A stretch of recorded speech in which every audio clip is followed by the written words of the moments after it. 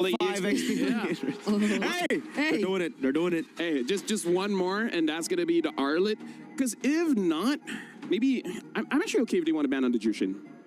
Okay. Nice. Sunset Ravens are the ones that ban. Yeah, they banned it themselves. Interesting. Good to be right, just not the one that I thought it would be. Good to be right on the other side.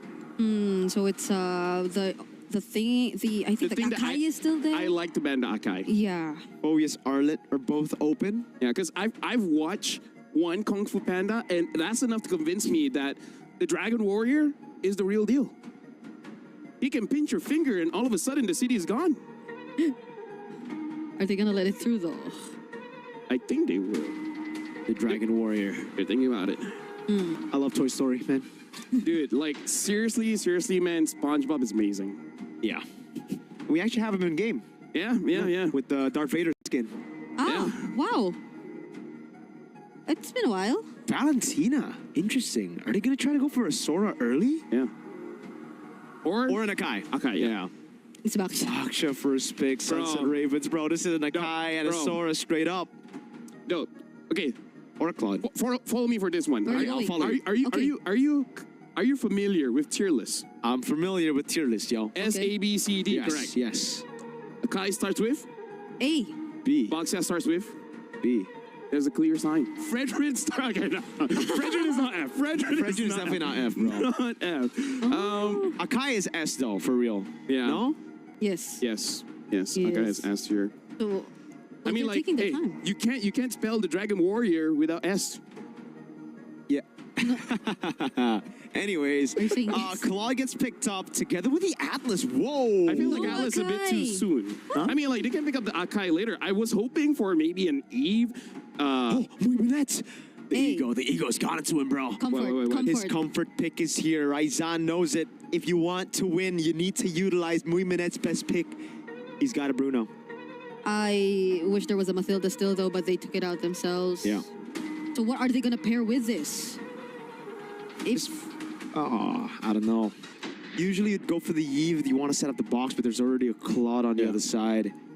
Akimi might still be good. Yeah, and then have a roamer like a Cho, maybe even a Hylos. As long as someone that can be in the front, it's good enough. Zetian? Oh. I think a little bit too early. They could have prioritized something else. But they did get the Bruno. Here's the thing.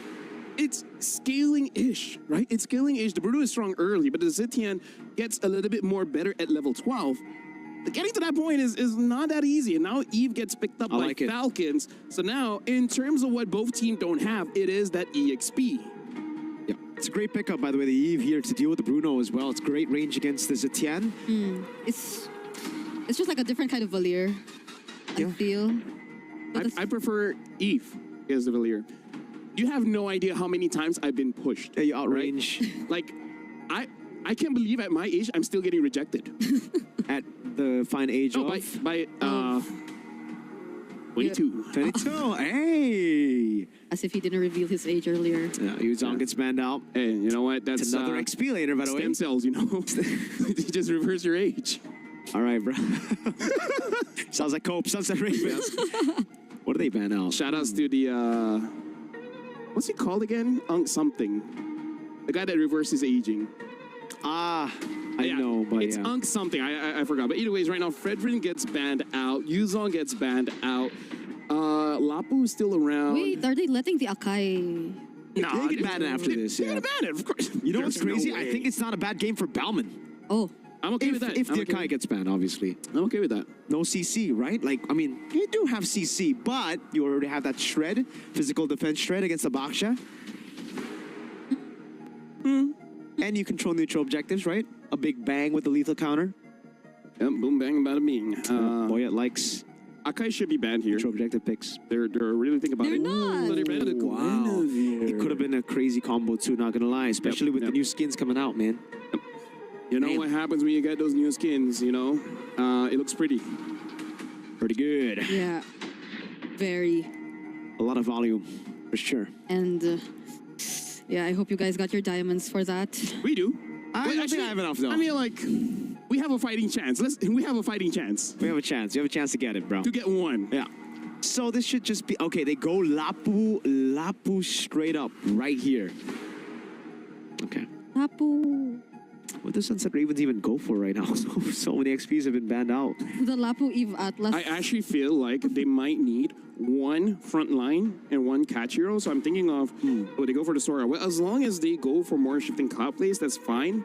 But they need some kind of starter to help out the Baxia as well. Like someone with more CC. There's not a lot of CC here if the Sora is not in the fight. Yeah, I'm just thinking Cho right now to do the Atlas. That's all. I don't think there's a lot of other good picks. They want to stick to the Belleric again? I don't think so. Not against the Eve, right? Oh, it's a glue roam. Oh. Or is it a glue? Yeah, it is a glue roam. They're thinking it's going to be utility jungle, and it makes a lot of sense. I think that actually scratches out the Balin.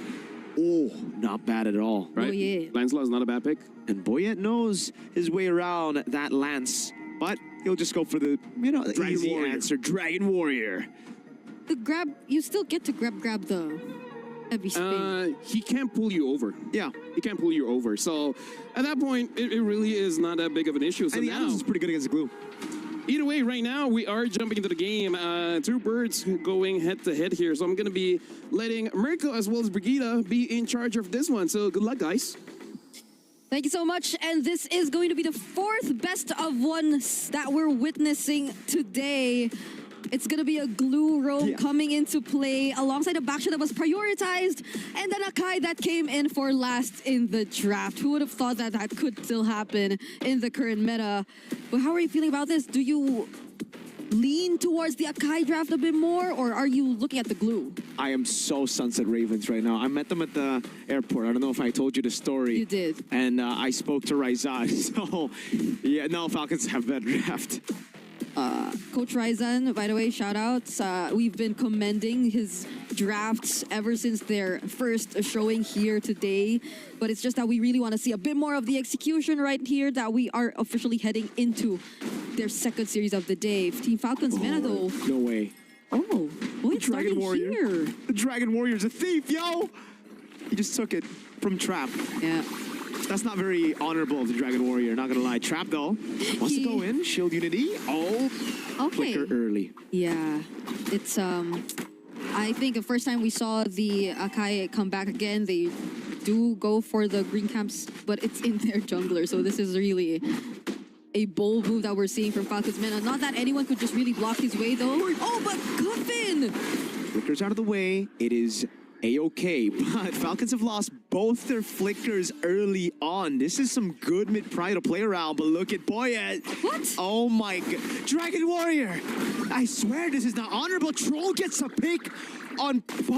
Wait. What? Eska gets a kill as well, but it's an orange buff steal for Boyet. Troll's gonna... Wait, Eska's gonna go for the chase, but Troll gets away with the perfect match.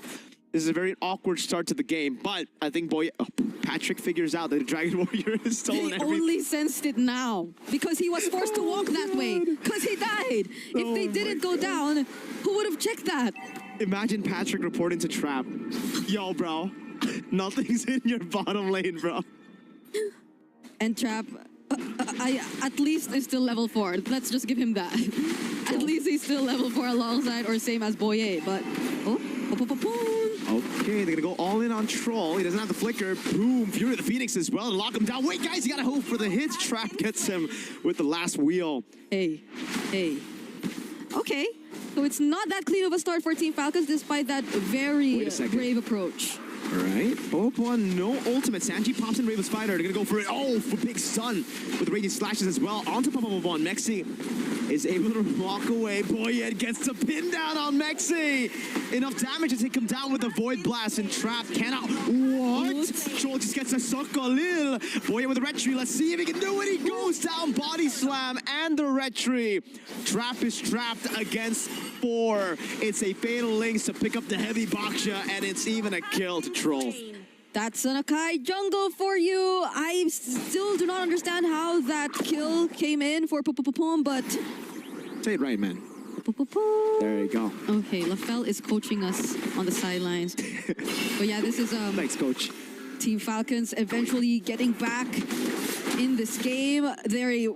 Sunset Ravens definitely did a great job still. I don't think Cuffin was able to just comfortably position himself in that fight as the Eve because it was just constantly Mexi going for him. But nonetheless, it was just really Falcons getting back, going for the re-engage, finally laying it down, and Boyet securely taking away that objective that mattered in that recent team fight.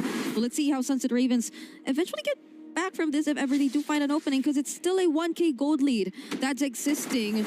And it hasn't been, despite what's happened in the beginning, not too much eventful in terms of the advantage. Fatal Links onto...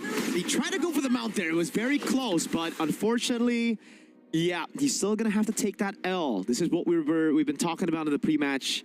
The Atlas is pretty good against the Glue, but the Egoist is scaling. Muiminette is on his Bruno. Poon is not having a great time. No, not at all. No. I don't think we can say it like that based on this. Like, it's not we gotta go down. It's It's Poon so far based on what's happening so far in the early game. But again, I agree. Muiminette, pretty good in handling that. Yeah, he's okay. Like, a lot of help coming his way. And it's not like you need to really pay much attention to the other sides. Trap can really handle himself. Trap's 2 levels down. Okay, I take it back. He can handle himself, but he cannot catch up, you know? Like, even if he's a backshow. I mean, do they even want to contest this neutral objective? Troll! Oh, the flicker around the Fatal Links onto Bun. And they bait out the Fury of the Phoenix. Almost a Sokolil up top. Sano getting gapped by the Egoist. Hold on, Sanji goes in. Bravest Fighter, cancel that with the Shield Unity. He's just going to go for the zone, and Trap gets chain CC'd. Boom, walks up again. Next with walk up. That's a mount, but it's only onto Troll. Shifting skies and a flicker out. Oh, no. Patrick. Oh, wait. I swear it was Patrick earlier. Oh, what is happening to all the skins? Oh, no flicker. Gets caught, thrown back again. Boom, no. He's going to get thrown back all the way. Boya takes him out, gets the Retrian as well. It's 7-2 and 2 turtles to 0. Yeah, I saw the burger. So yes, it was Patrick.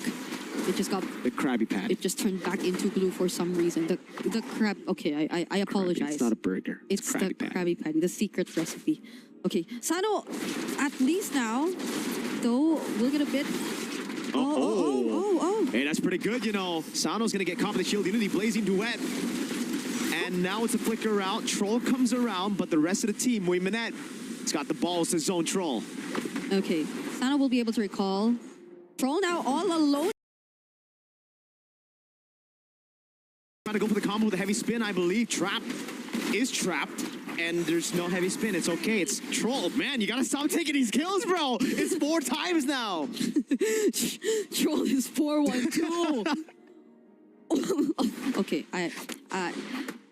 I'm cuffing because it's not going to cuffing. Because the kills are not going to cuffing. Can Cuffin use the cough button is the question, though. Cuffin? Yeah. But he's playing. He's not. Yeah, okay. Okay. It's okay, you know? 4 kills on Troll. Now, is that Troll? LaFell's like so stressed right now. He's trying to drink water, and we just can't. We just keep on cracking up jokes here. I don't know. What do Sunset Ravens even do right now? Yeah.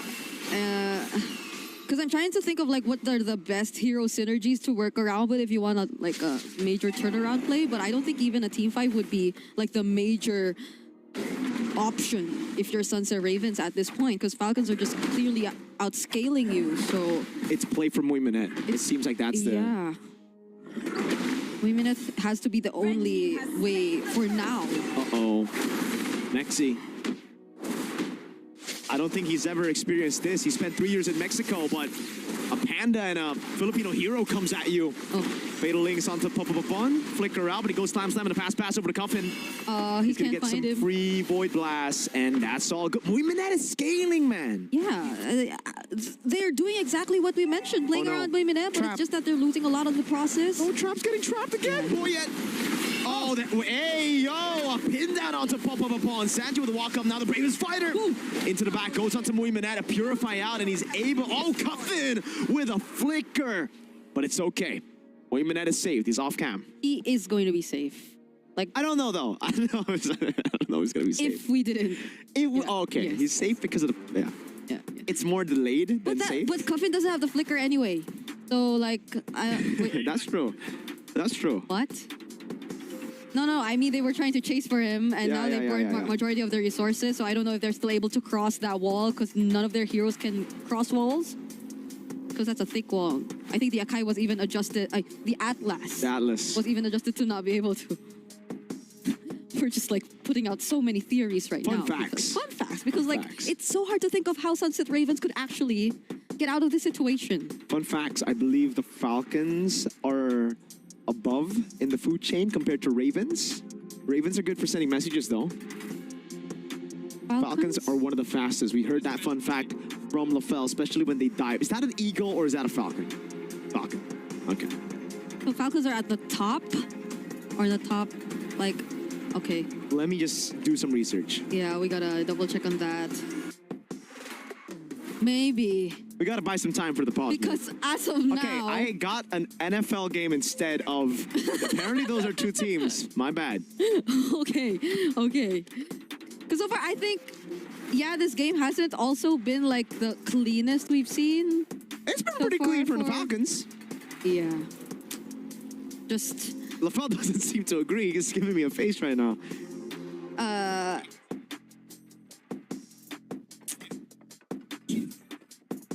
It's pretty loud. I think your voice is pretty loud. Yeah, I don't know if you guys can hear. They could catch it through our mics. Maybe. One way or another.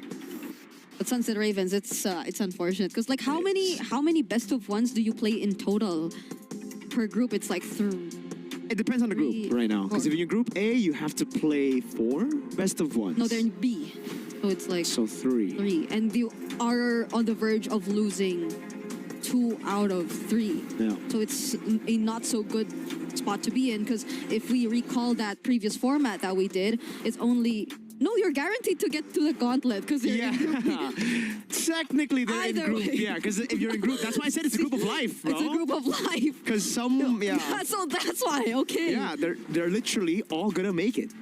They are gonna make it. Maybe. Anyway. Wait, maybe the Sunset Ravens have What? seen through that and they're like, you know what? Why are we even gonna reveal our strats? Oh, why so do they're we... saving it for gauntlet. Exactly. The cross bracket. Wait, cross. The breakout stage. The breakout. Yes.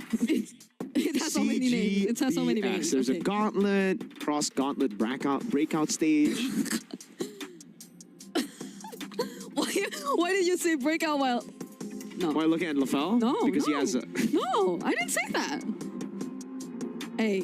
LaFell is very displeased with you. No, not me. You. Wait, really? Which one? Which one, LaFell? Me or... Gotta choose one. Yo, you know what? One thing we gotta talk about is, should Troll buy a Sky Piercer? At this point, he's got most of the kills on the team. Okay, brother. You know what? The last time I saw like a tanky tank go damage. Oh. Hey, he's helping out Mexi. Shout outs to... What was I saying? You're talking about Sky Piercer. The last time I saw like a tanky tank go semi-damage was when an Akai in Asian Games. Yeah, the overrated player. Nepomuceno, right? Yeah. Yeah. Carl's so much better than that guy. Tanked. Yeah, Chessman's better than that guy as well. What did he get again? Was it the... He got a lot of different items, man. Like a lot of the physical Endless? items. Was it the Endless? He had a BOD, that's for sure. Did he have a gun? A Malefic Roar, I mean. Oh, yeah. The Imagine if he just gets a gun. He's gonna hit from so far away, dude. Yeah, it's a Malefic that they picked up on the Akai this time. Yeah, the kills are not going into who we expect them to go to, but nonetheless, the lead is still very, very clear. The hands of Team Falcons meta. We're just gonna resolve things a bit so that we get to say popopopon and not popopopon because it's sounding sad. Yeah, I like... It's starting to sound sad because he's 0-3. What do you mean? Oh. But it's never gonna be sad because they're gonna make it. Yeah. Popopopon. It's always popopopon. Until, okay, maybe if they don't make it past the gauntlet stage, then it's yeah. Yeah. They're just gonna go up against a much tougher opponent, I guess. Like... Technically, they're gonna be up against 3rd place of Group A. Is it 3rd first? Yeah. Oh, yeah. No. If they're 4th. If they're 3rd, then they go up against 4th, right? Yeah. Huh. So, who do we think is going to be 3rd place from Group... Okay, Group A are stacked. You know what? Maybe it will be tougher. I cannot decide on for Group A. Like, at least not now. Because even like teams we were really expecting to deliver have been struggling quite a bit. I guess I'm pertaining a bit more towards the Mongols when it comes to that. Oh. So maybe we wait for, I think, yeah, they have their next series after this. Who? The Mongols. Oh. And that's going to be up against VSG, so maybe we get to see them bounce back. That's the 20-minute game. Mongols VSG? Yeah. Yeah. can see it. Oh, I if can see LaFell it. calls it, then there's a chance it will really go. I swear, that's the one. Now that you mention it, and after we've seen both of them play, I think that's the one. Okay. So we're not getting it in our shift. Or are we? Look at this. What do you think? mean? Just because the technical pause happens, we're not going to get an extra match. No. We were asking for the long games. This is it. Oh. I mean, yes. Yeah. Yes. We. Like, do you Yes. mean yes? Or we as in like the... Oh, okay. This is it. This is a long game. Hey, Mexi, I like his, like, route. Like, he's taking a chill pill. He's just sleeping right now. Mexi? Is that not Mexi? That's not Mexi. I'm sorry. Mexi's the guy on the left. I'm sorry. That's Mexi.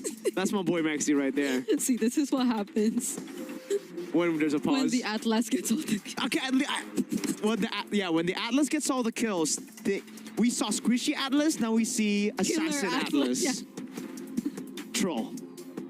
I wonder what's in the minds of like Cuffin, Sanji, as they look at Troll with 4 kills. They're like, dude. Hey, welcome everyone. I'm joining in a conversation. It looks like I've been You've been part of it since I have been part of this conversation. Just on the back. Shout outs to the guy next to Mexi, you know, just chilling around. Shout outs to Ingan. Ingan is trying his very best to He's trying his resolve best, yeah. whatever issue is going on, which I think is with Maxi. So now in this game, Miracle, let me just say, if I as a roamer, I would say the hero that I would use the Sky Piercer on, Rock.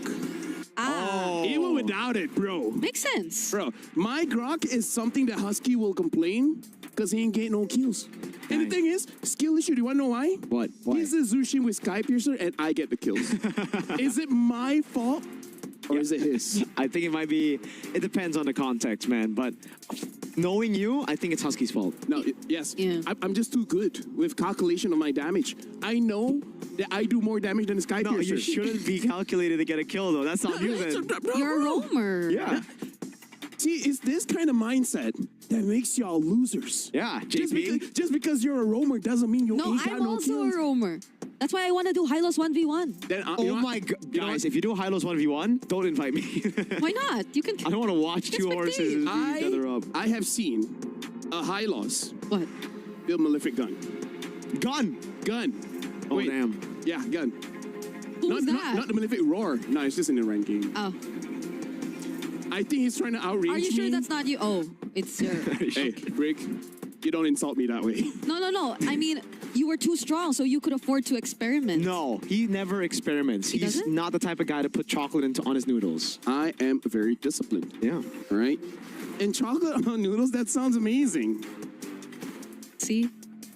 You gave him an idea. Or did it? Was it something it's something he did? that's already done. He did it I've already M3. done. I've Yeah. already done. He showed it to me. That was one of the first conversations we had. Yeah, I would say our friendship really What a blew. friendship. Yeah, our friendship really bloomed. We were walking through a And- mall yelling out. Even Brigitte, she's getting better. Better, Yes. better at what? You were nice before. Now, I'm not so I'm much. still nice. I'm No, Just in front of the camera. Yeah. Like, guys, Brigitte behind the camera, bro. She's a menace. She's not controllable. What do you Yeah. mean? Not controllable, guys. she's raging. I need Eterna to help me out on this. Well, like, can't- she will I thi- understand I- me. She, of all people, will understand me. Here's the thing. Let me just tell you, Eterna, she don't listen. She don't listen. She don't To want to you? listen to us. No, she doesn't even have her IEM in, so she doesn't want to listen. She literally don't know what we're talking about. She literally don't know what we're talking about. Wait, where is she?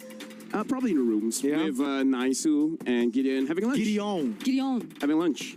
Which you Gideon. guys will be having later on. Yep. How about you? What about me? I still have work to do. And then apparently Eterna wants to cut my pay. Yeah. So, you know, it's just If it's she's just my your boss. It's just my experience so far. It's okay, man. You know, it's been Yeah, you know, getting stopped by quite a few people. Yeah. Speaking of scanning scanning, all the good stuff. all the good stuff. Okay, so someone said, is A7 playing today? No. No. No. Two A7 teams is won't be not playing today, yeah. A7 and Nightmare are playing tomorrow. How do you know that? The schedule says so. Hey, see, she is the one with the brains. Yeah. She wouldn't comment, is A7 playing today? Because she sees the schedule. Yeah. In fact, some of us are going back. She's not. That's how dedicated she is. True. She's staying here, refusing rest. By the time we get back, she'll be a French caster. Yeah. She'll speak French. Bonjour. She's already got... Je m'appelle Brigitte. I'll think about my French Your name is Brigitte? Je m'appelle Appel. Yeah, so, okay. Oh, Je m'appelle? that sounds so Native? compatible. I'm 0.1% French. I told this to Eterna. She laughed. Why did Why'd she laugh? She said it's insignificant. What? 0.1%. Bro, Insignificant? everything counts, man. Yeah. Exactly. 0.1% is still a percent. Do we read chat or what? I mean, you can reach out. I'm okay with that. Yeah, someone said, Miracle, you're my... What? You're his life. You Dang. are his life. Shout outs to him, man. Are you a roamer? No. Maybe I'm Group B. Which, by the way, isn't it wild that in JJK, top 3 healers, Sukuna is there? Top 3 healers? Yeah. How is he a healer? He healed Megumi. Enough for him to stay alive. Yeah, that's true. Yeah. And he can... I'm not up to date. No. Don't spoil me. Oh. No, listen. He has the reverse curse technique that is so good that he does it on himself and other people. See, he's a healer. Yeah. Gojo does it to himself only. Yeah, Yuta can heal too. And then here's the thing. When he's cut in half, he doesn't use it. Not good enough. What did someone say? I'm crazy. What did I say? What haven't you said? Okay, that's fair. Oh. That's fair. I should have pressed the cup button.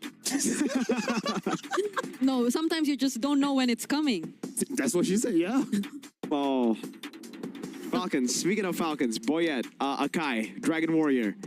He's not so Dragon Warrior-like, man. I thought the Dragon Warrior was supposed to be honorable, supposed to be good. He's been stealing jungle camps. That's the second part of his training, right? He needs to know to save the world, right? There's a teaching in the ninja world. Okay, what is it? If you want to protect the ones you love, Yeah. you got to stab your enemies in the back. Huh? What? Yeah. Why not in the front? No, meaning to say, if you really want to protect something, then you got to do everything that you can to protect it. Meaning, like, during that time, you don't think about honor, you don't think about pride. You're just like, okay, you know what? You could kill everyone, so I'm going to kill you first, and then that's it. Problem's done. Someone's asking him to do a Hirara cosplay. What do you think? Who? Mirko. I would pay not to see that. I'd pay not to see that too, but unfortunately, I think it's gonna happen. Huh? Because I made a bet saying let Bigachon win MPL. Oh, yeah. It's not fun. Hey. Hey, Okay, Ingan is showing thumbs up. Oh, is that a... Shout out to Ingan, you know? Yeah, he went bald for like best of 5 or something, right? So he's made bad bets before. Well, No, he's not anymore. his hair grows fast. It was, I think, a year ago, so I think it's... I think If your hair I feel like mine will take some time. Oh, Because really? I thought men had like... Or their hair grows faster. It depends on the protein. Yeah. Hey! Here we go! Muy Minute survived, you're right. Thank you, LaFell, for the facts. Yep, now respectfully. Respectfully. You coughed after. All right, folks. Steel leg plates coming down. All right, Queen's Wings. No damage whatsoever from MSC. Just pure tank. Okay, I wonder if this is going to somehow slow things a bit for Suns and Ravens to actually find back their footing, because the way that it seems right now... Oh my god. Yeah, he was forced to retreat. No, Trap got it. It's okay. Yeah. Still using the retreat, but Muy Minute is still untouchable. That's one thing we're, I guess, looking at for this game. Whoa. That's a lot of damage. He really wanted to take on Sano. Yeah. He had a lot of backup here. Popopopon and Trap were ready, but now it's Falcons who might just actually respond. Oh, nice dash away. That slide tackle. Boyette has already used a big resource now. Wait a second. They might be going for the reinitiation. MSC goes in with the shifting skies. Oh, fatal links to bring him into the RWM. The Pure Phoenix knocks him down for a bit. Sanji gets away. On Troll. Gonna try to bring him back, but he's gonna go and fall. Sanji taken out. Muiminette doing a good job hiding away, but now he's gonna get caught with the perfect match. And that's the all-in. Muiminette taken down. A double kill for Coffin. But finally, Troll gets shut down. Yep, it doesn't seem to be enough just yet. Oh, another heavy spin from Boyet. Eska, no, he gets caught by the Blazing Duet. Boyet takes the kill, and it is a 4-2 trade. Yeah, it does seem like we need a bit more. Or maybe it's also Muiminette just really forced to take on the tankier heroes first. So it definitely took some time aside from the existing gold lead. So now it's a free objective over to Team Falcons. Mena still in the lead, still taking charge. Sunset Ravens, we were considering their main go-to plan now that they're playing from behind to be just playing around Muiminette, but in that particular sequence, it was a slight miscalculation, I guess. They picked their fights in an area that Falcons could just easily reach them, or easily reach Muiminette. Troll in the back, RWM locks him down, and it's a pull-up again. Eska could not flicker out in time. Sano's doing so much damage on the main tank trap. And it's a free tier 2 in the mid lane, a bottom lane, and even up top. Okay, they will lose this. Oh, they actually used the retribution, so they still have that holy shield in mid. We're still 11 minutes in this game. It's all been happening so fast. Okay, Troll. Oh, Papa with a big slash on the pass, but now Sano goes away. That's a killing spree for Boyet as he pins him down. MSC and Muiminette gets caught by the stun, and it's a good escape by Sanji. 1 HP. Boyet picking up the kill. Now it's Cuffin. Straight up Troll. Into it. Sano the flicker in the blazing away into the back line, but he gets taken out. But Eska. Okay, he actually is still able to get a kill. In the end, it's Muiminette for Sano and a base turret with the First Lord. Forced to use the Purify. I don't think even if he timed it well enough, it could have been enough to save him in that situation. He was being chased by 3, even right under their base. And now Team Falcons have found their way. That once untouchable Bruno doesn't seem to be such a problem for Team Falcons Mena anymore. They're just waiting a few more seconds before they actually get another opportunity to go for the siege. But as of this moment, Sunset Ravens, looking at their lineup, you definitely want to think that they just go all in on the team fight. But how could you just go in for the fights if you're this behind? Oh no. Yeah. Oh, dude, they're going to try to stagger the timers as well. Bang. Giving a kill over to Cuffin. It's a free kill, and MSC. Okay. At least he'll get a trade. It's still 40 seconds for the Lord, so Trap technically will still be up. Yeah. In time. Quite an expensive or Hey. no-choice sacrifice. Slain. Is dead. Oh. That's a very sad 0-8. Oh no. See, that's why I told you. Even if it's the group of life, you can't help but feel sad. Boloski technically needs 10 deaths to come back. Who's to say that Popopopon can't do it? Okay. Baloyski, I don't know if that's going to apply to this, because Falcon men are just really rushing this. Enhance? No. We're 12 minutes, right? The Enhanced Lord. Yeah. It's always Enhanced Lord nowadays. And then there's an Evolve Lord later on. Trap. Oh god, he tried to go for the purple buff. Troll in the back, all in. Muiminette gets caught by the raging slashes. Troll the flicker with the late fatal links. He gets ball. No! That's his 9th death. MSC gets away. They're really trying. They're really trying to get him on 10 deaths. It's because you mentioned it. But it was very unfortunate that Muiminette had to go down with him. Yeah, the main carry, the egoist. Yeah, conceal play from Falcons Mena. They get to take down this base turret in mid first before anything, but Troll. Gonna go for the end. That's gonna be the heavy spin, pinning him down into the blazing duet. Sanji picks up the kill. Trap is gonna get melted down by the frontliners. At least we won't see an 0-10 power spike. Won't be able to respawn in time, but it is Falcons Mena getting the job done. A solid win and another best of one win to continue their impeccable run. Okay. Seems like Team Falcons Mena in best of ones are still terrifying as ever as they take this win up against Sunset Ravens. Now it's time we call back LaFell once again. This ended in what?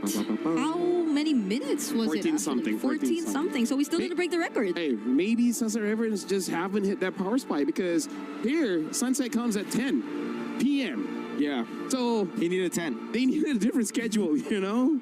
But again, we'll see because in this game, it was clean-ish by Falcons. By the way, good job on the cover. You didn't press the button. You got I it. did. Oh, you did? You did. Very impressive. Very impressive. I'm very proud of you. Thank you so much. Okay. So I'm my pride towards you gone down a bit, but it's still on the positive. It's still on the positive. In this game, it really is just Falcons showing up that, hey, this is something that we're used to, and we're just going to keep on piling a lot of problems onto you guys. Because here's the thing, I don't think Falcons can really use this rotation in every single game where you see the Akai take the green camp while the opposing jungler is also taking his buff, which, by the way, taking the buff early is something we don't do too much anymore. But either ways, I don't think they can do that against all the teams. Let me just say that. Yeah, he didn't start with the buff right though. He went for the golem. The golem. Oh yeah? Yeah. Sold the golem. Sorry, I was drinking water. It's okay. It's no, okay. but it's technically the same because he went to the the litho and then the orange buff right after. But they still ended up at level 4 the same. Oh wait, no, that's right, because the orange buff was stolen anyways. by Boyet. Yeah. Which, if that happens again, Falcon just has a very strong pathing for the Kai jungle, which, by the way, deserves a ban in my opinion. Deserves a ban. It deserves a ban. It is S tier. S tier, yeah. Again, you can't spell the Dragon Warrior without S. Yes. I Can you learned that spell from the you. Dragon Just say Warrior yes. without S? Just say we. We. We. LaFell. We, LaFell. See, they're happy we say we. We. Yeah. In this game, I appreciate it as you guys were talking about innovations and everything. It's like, oh wait, no, they're all going through. So let's take this as a learning experience as we're looking back at the highlights of this game. It really is where It's a troll highlight. It's pretty troll. It's troll highlights. the frontliners of Sunset Ravens, of Trap, as well as Popopopon, you just have to understand the amount of damage you can and cannot take. And let me just say, as a roamer, and if I'm playing a tank jungle, I would really only play a tank jungle if I know my mid laner can kill the enemies faster so that I can survive. I kind of don't like Zetian if they're going to be this far forward, because what's Zetian going to do? Yeah. Right? If Zetian can kill them fast enough, then you can't play this aggressive. That's the simple formula. The stronger your mid is, the more in front you can be. If they're at a pick, or the laning phase really didn't work out well, the frontliners, you guys can't give free kills. You can't do that. Yeah. You're gonna let the Atlas get the kills. Yeah. By the way, someone said in the chat, one more loss and Sunset Ravens go home. I know they are going through either way because there's only 4 teams in Group B. Yes, they're in the group of life. They're in the group of life. And Trap, man, the name is really backfired. He's gotten Trap a couple of times here. We have a Malaysian player called Trap as well. Oh no. Does he get trapped a lot? He's not in the league anymore. Oh god. Yeah, he's in MAL, so... Is he trapped there? He is good, but... sometimes he does get trapped a bit. Either ways, congratulations for Falcons. Looking good so far. Right? It's just that somehow they have a good start and then they're just not finishing up that well. We got a replay. We're going to be looking at some of the frustrations. It's a loop. It was loop 3 times. I think it's like Triple the frustration. valid crash out, bro. Valid crash out. By the way, let me just say, thank you very much to Mirko as well as Brigida. You guys did an excellent job in the first 4 games. Thank you. Thank you. Of the day. You too. It really looked like there was no problem at all for you guys except for the long pause. But let's blame that one on Inga. And the missed cough buttons. And the cuff buttons, Hey, yeah. it's about redemption, right? You make the mistake, but then you get stronger.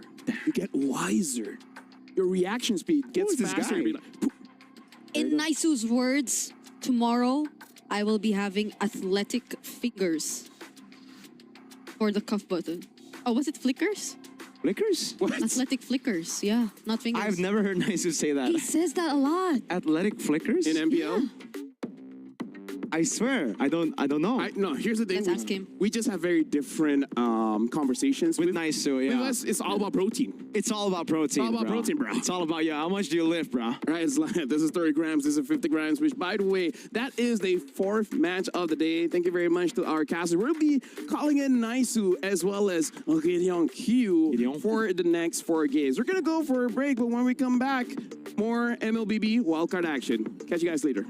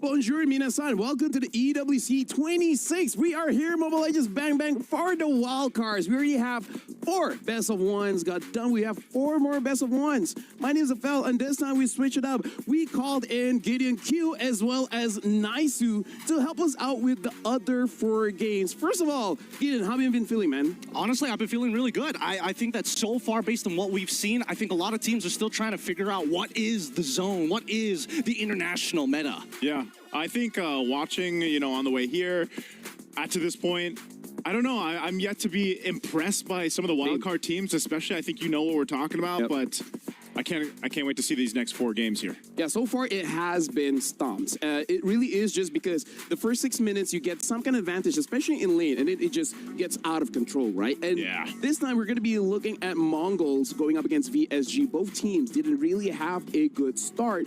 Mongols bringing in the Hirara, but again, their draft is just all about skills, and when the skills are done, they just don't have enough damage. And then VSG, JM got like, what, 8 total EXP bans, and then using the Suyo and the EXP, it really didn't work out well. So now they're going up against each other. Hopefully after the experience, they're like, okay, you know what? We're working up. Now we should be good. We have a rough idea of the meta, and maybe that's going to be good. Which, by the way, getting thoughts from you guys, because discussing with Mirko as well as Bugita, we need one more criteria when it comes to the draft, which is how fast are the mid trio, right? How fast the rotation? Like Baxia is going to be pretty good. The Matilda makes it so that you go to the gold lane so much faster, EXP so much faster, because you just need one win on that side lane and it's over. I don't think he's there entirely wrong here, Naisu. Personally, I think that, yes, the rotational speed of that mid-trio makes a lot of sense, but at the same time, there's a lot of outside factors. Number one, we have to start talking about the lineup and how these guys want to rotate in the first place, especially since we are hoping that this team that we see before us is going to make the difference. Too slow in their first game. We need to see them accelerate. Yeah, the speed of the games have kind of spoken for themselves in a way, just how fast they've gone. I know we've had a little bit of a wait, but leading into this, I think one thing that sticks out is, how fast can teams rotate? Of course, you guys just briefly talked about this before you closed to the break, where you're talking about, the jungle, right? The choice of camps and your rotation and the early on where you want to go, what you want to do. And we've seen teams kind of adjust from that ever since that patch came out. And teams have kind of opted of, do they highlight that jungler route and lead into their first big team fight being that turtle, or do they go a different path? And I think that's why, too, the Baksha has been such a mainstay pick in the jungle, because we already know he rotates around the map like a madman, right? He literally rolls around, but also just that tankiness is really valuable right now. I think right now, the only thing that's really going to shape how the meta is going to go, especially for teams who are more macro-centric, I want to play for the late game. I want to go back to the old meta where it takes 15 minutes before I actually come online. Well, 11 minutes if you're really, really good. But generally speaking, I think that we don't have a mid laner that's independent. You always have to call in your support. You always have to call in your jungler. Where are the standalone mids? Speaking of, 50 minutes is the longest game so far. 15? Yeah, 15 is the longest. That's a long game right now. The shortest one is around 9 minutes. It was barely 9 minutes. But yes, here's the thing that we do have to say. Almost every single team, their jungle pathing is much different, right? For example, we've seen level 1 invade. And then we've even seen sacrificing 2 turtles to clean up the jungle of the opposing side so that once they're done with the turtle, there's nothing left to come back to. So this is going to be very interesting, where we see how teams really progress in understanding what is a better trade. Is turtle a better trade, or just taking the jungles of your opponent is the better trade? I love the fact that he brings this up. I know that in the Philippines, you guys have like a general idea of how these trades need to look like, but I think now that the meta has kind of progressed in a certain way, there are more creative options. And I was expecting that maybe we'd see a little bit more during the Asia games, but right now, your starting protocols matter so much. I think that EXP laners need to stop walking into... It's so crucial. Stop walking into the lane. You can actually hold entry points of your own jungle and wait for the right timing before walking and still lose nothing. And that's why I'll say, we mentioned this last MSC too.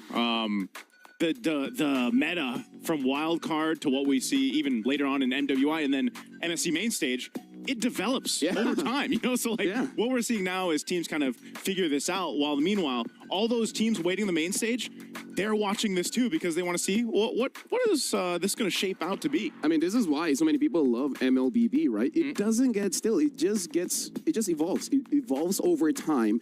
But some people, they just get so good in a certain way of play that even with changing of times, they can still stick to what they know and it will still work out. Now, let's talk about Mongols sticking to what they know. Usually, they play a slower pace of game, but game number 1 today, they tried to go for the Harara. It really did. It looks like they use the Hirara just a little bit better because they are able to control that mid game, and it helps that their side lanes all won the individual lane. Right? So I guess the question here, Hirara, yay or nay? I want it to be a yay. You want it to be a yay, right? I want the Hirara to work for many reasons. Yes, of course. I get it. Right? I do, man, but I don't know. We actually had a discussion about this on the way here. Yes. Like how... Yes, being the first hero that has basically 2 abilities, the way that she's kind of maneuvering through these team fights and everything. I mean, we already saw a sample size of it, and there's still something lacking with Harara's kit in her. I feel like the damage, the valuableness that she can bring to a team composition. I think that's the only way that they can balance her. Because if they gave her that early game damage, I don't think there's any other jungler that can deal with her at level 2. Like, that's just impossible. I think right now, Hirara's in an interesting spot. But you need a composition that can bring your opponents down to that 20% threshold. And that's when Hirara could say, all right, now 100 to zeroing you, not that bad. Yeah, I feel like part of it is understanding the build, because some people in TikTok has experimented. They say when there's an endless battle, it does a lot of damage, but at the same time, it might be a little bit awkward just juggling your basic attack in between the skills. But yeah, either way, I kind of feel like if the damage comes later, you know, just at the scaling, so that by level 12, you already have much better damage. But for now, we will be throwing it over to Eterna, where she's going to talk to someone from VSG just to see how they feel as we're going into the match between VSG as well as Mongols. Let's throw it over to Eterna. Thank you so much, Lafel. We're here now for the Kadia City interview. And of course, right now we are with the roamer of VSG. We have Boro. Welcome, Boro. Thank you. Nice to be here. It's finally nice to talk to you as well here up on stage. And we got to ask you, you know, after your first few matches, how are you feeling right now coming into your next? Of course, we lost the first game, so not ideal. But we have a saying with VSG, the first game is always warm-up, so expect more in the next game. Okay, we're going to be waiting for that for sure. Now, Boro, you seem like a familiar face, and I think a lot of people understand that you've been to MPL MENA, we've seen you at MCC as well, so could you talk to us a little bit more about your journey, your background, and how finally you ended up with VSG? It's been a long journey, you know. I started in MENA, like you said, got an offer, took it obviously because I want to play eSport and MLBB, and there was no place for eSport in Europe, like where I'm from in Germany, Western EU. So yeah, I went to MENA, then I kind of made a name for myself. I went to MCC in the ECA region, also made a name for myself. And now finally, with Europe having the first spot, you know, I instantly joined the European team, obviously, and made it to the world stage. So yeah, I'm very happy about it. And we're so proud of you. I think everyone out there is very proud of you, Boro. And I like that you mentioned that you are from the Western European Union right now, because technically this is the first time that we have a representative officially from WEU. Can we talk about that landscape just a little bit further? What do you think about the region as a whole? Europe, Western EU, it's a big region with a lot of potential. Sadly, it took a little while for us to finally be recognized, but I think with the years to come, it will only like improve and show way more talent, because right now there are already talents internationally like Kid Bomba or Pagu, you know. So yeah, it can only get better from here, I think. Okay, it's the start of something new for sure. So once again, thank you so much for being here. And of course, good luck for your next match. Do you have final words to say? Thank you for all the supporters. And I think in the next game, we're going to do a lot better. Thank you. Okay, we're excited. Once again, thank you so much. And we're going to throw it over back to our casters. Thank you very much, Eterna. And yes, quite a nice journey starting from MENA and then finally getting here with VSG. And they have a saying, first game, it's a warm-up, which it's, you know, it's real. I can see that. I can see that. I can see that because I really feel like they were just caught off guard by how fast Boxia Matilda is. And by the way, Matilda does way too much damage.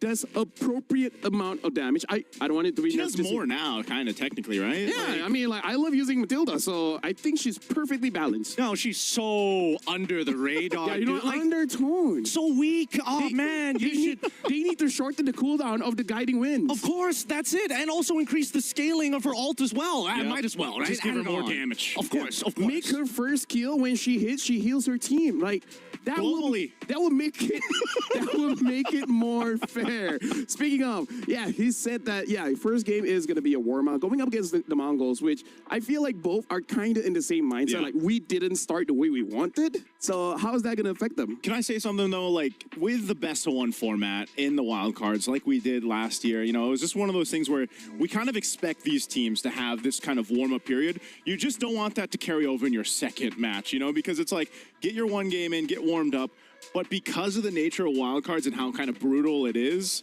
you don't want it to warm up too long. And I think so now for either one of these teams is really going to have to get that win and get things started because, you know, just after one day of wildcard being done here, eventually after we get these 4 matches, stakes are already in play. Oh, yeah. No, especially after, like, the start of the show, we saw what the format already looks like, right? Only one team is going to be able to make it to the main event. And I think that having a good day number 1 really sets you up for success. So, ideally, if they walk away 1-1, that is the best possible solution for either one of these teams. Yeah, I feel like you got to build on that momentum and you got to adapt fast. You got to learn fast because you're bound to make some kind of mistake, right? Either letting your opponent have a power pick or your rotation just doesn't really look that clean. Either ways, first day, the threat isn't super high. But like you guys said, as the week goes on, it gets real because one chance, there's just one chance for you to get that golden key for you to get to the main stage, to fight for that prize pool and try to beat some of the other teams that are there. Yeah, I mean, I can totally agree with this. Yeah, I mean, like, you can fight against those. See, they're like, okay at best. Yeah, they're going to make a mistake at some point. They can fight against Vamos. You know what? Hey, they can fight against Team Liquid Philippines. That's another big team that people are going to be looking out for. Let him say that. Let's just stick to our region so that we don't get the cross-region thing. You know? It's like, Just keep it simple. So when they say something, we understand what they're saying. Yeah. But either way, we're going to be jumping into this game. Zixor, do you guys feel like it's still going for the assassin or tank? Because I think they just need the momentum. Maybe just... Which, by the way, Hirara seems like a Mongolia thing because both teams pick up the Hirara. I feel like they have a rough idea what to do with it. It's just the supporting pieces that I feel like is very different. I'm not gonna lie, I feel like right now, especially looking at these two teams, the junglers have very separate ideas of what they want to do with the rest of the team. And I think that kind of hurts the draft in certain areas, but you can tell they are actively trying to play make. They are actively trying to put their opponents behind. And that's why I think Baxia is by far the most all in all. You're an assassin player, you're a tank player. He is that in between of like, oh, I'm fast enough and I deal just enough damage to be threatening. Can I just say, this is the kind of meta that I like. It's not enough for me to win. I just want you to lose. You don't miss the Harley at all? I kind of miss the Harley. The Harley Suyo jungle matchup. Let me just tell you, as a roamer, I don't care. But if you ask a gold laner, they might be like, you know what? I'm glad that Harley is not here. You know, like, as a roamer, I'm just like, I don't care about Harley. But you know what? I don't know. Like, are people rejoicing to see the likes of the utility jungle? No. I think that's why also some teams are trying to force the Hirara, man. I agree that they're trying refuse to change.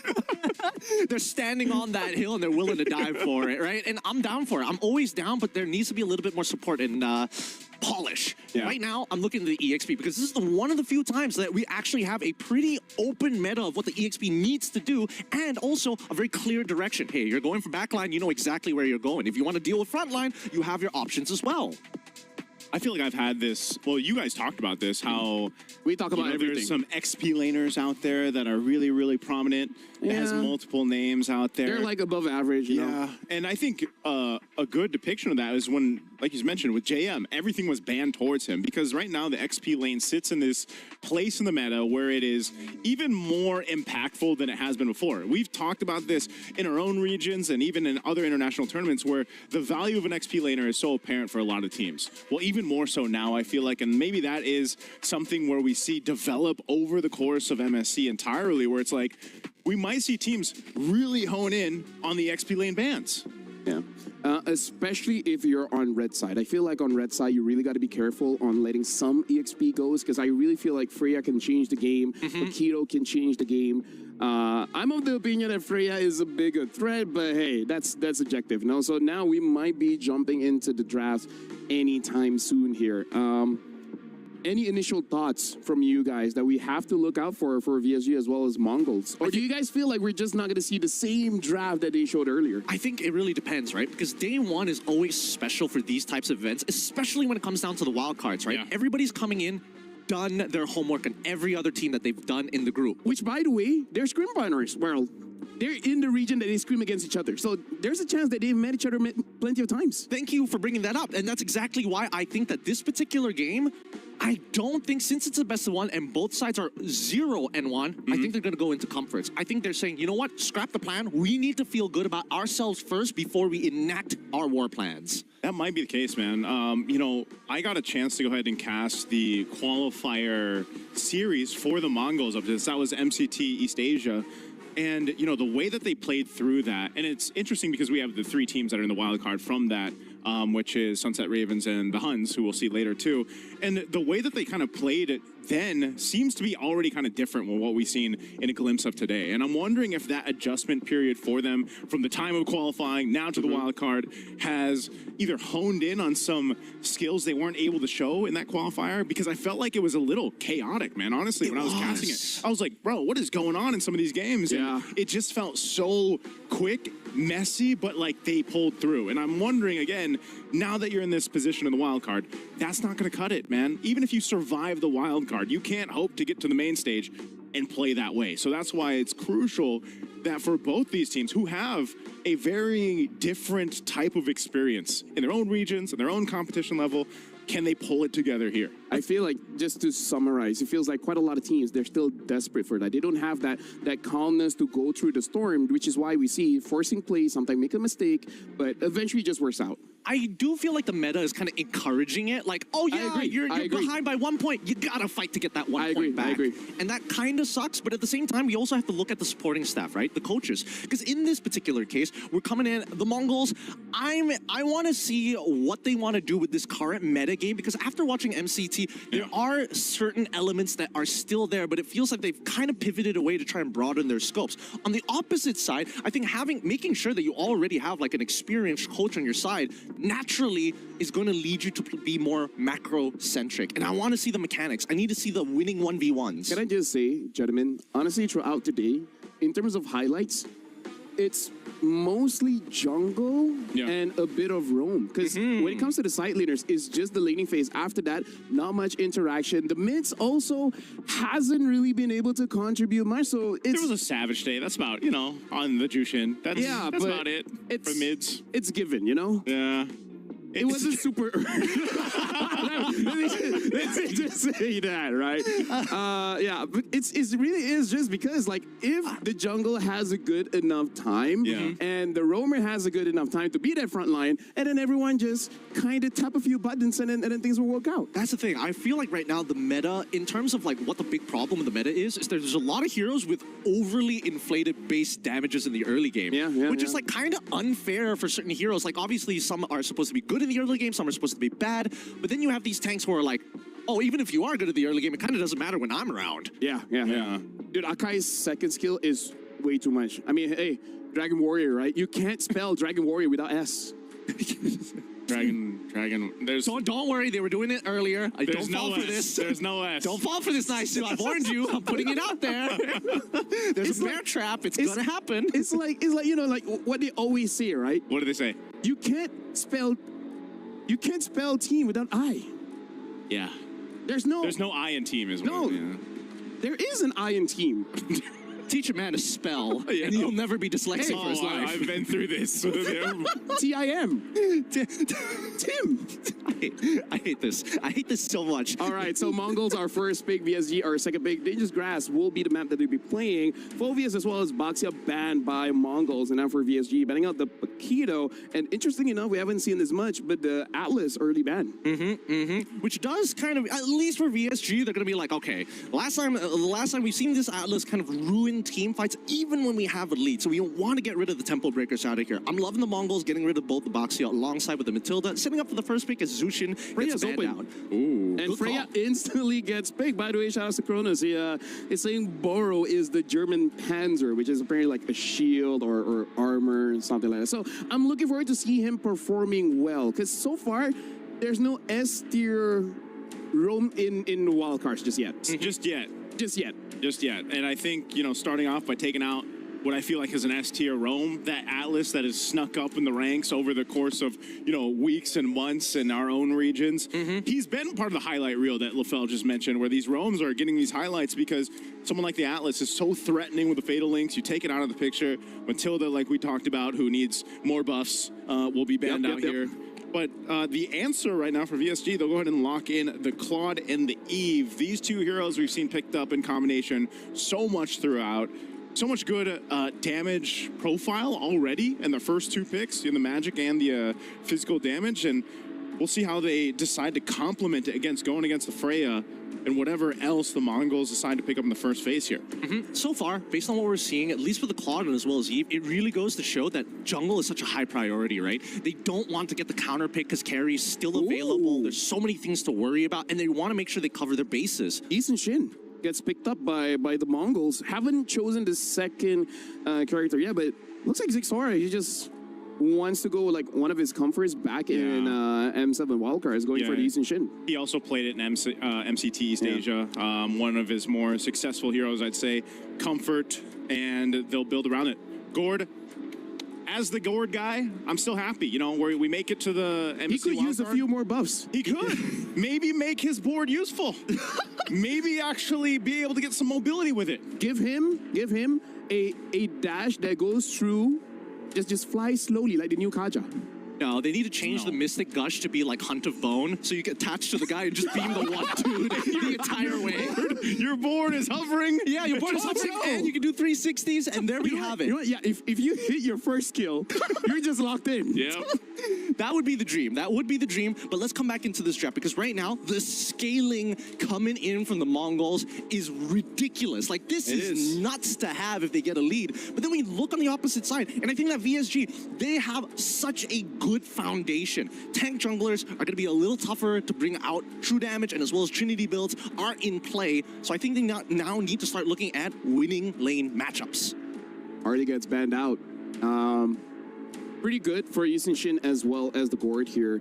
And now the Kalia gets banned as well. Pretty good ban coming in from VSG. Let me just say, Coach Jeff here looks like he is just going for just meta picks, right? Like, look at a tier list, who's looking pretty good, and if they pair with each other quite well, they're just gonna go for it.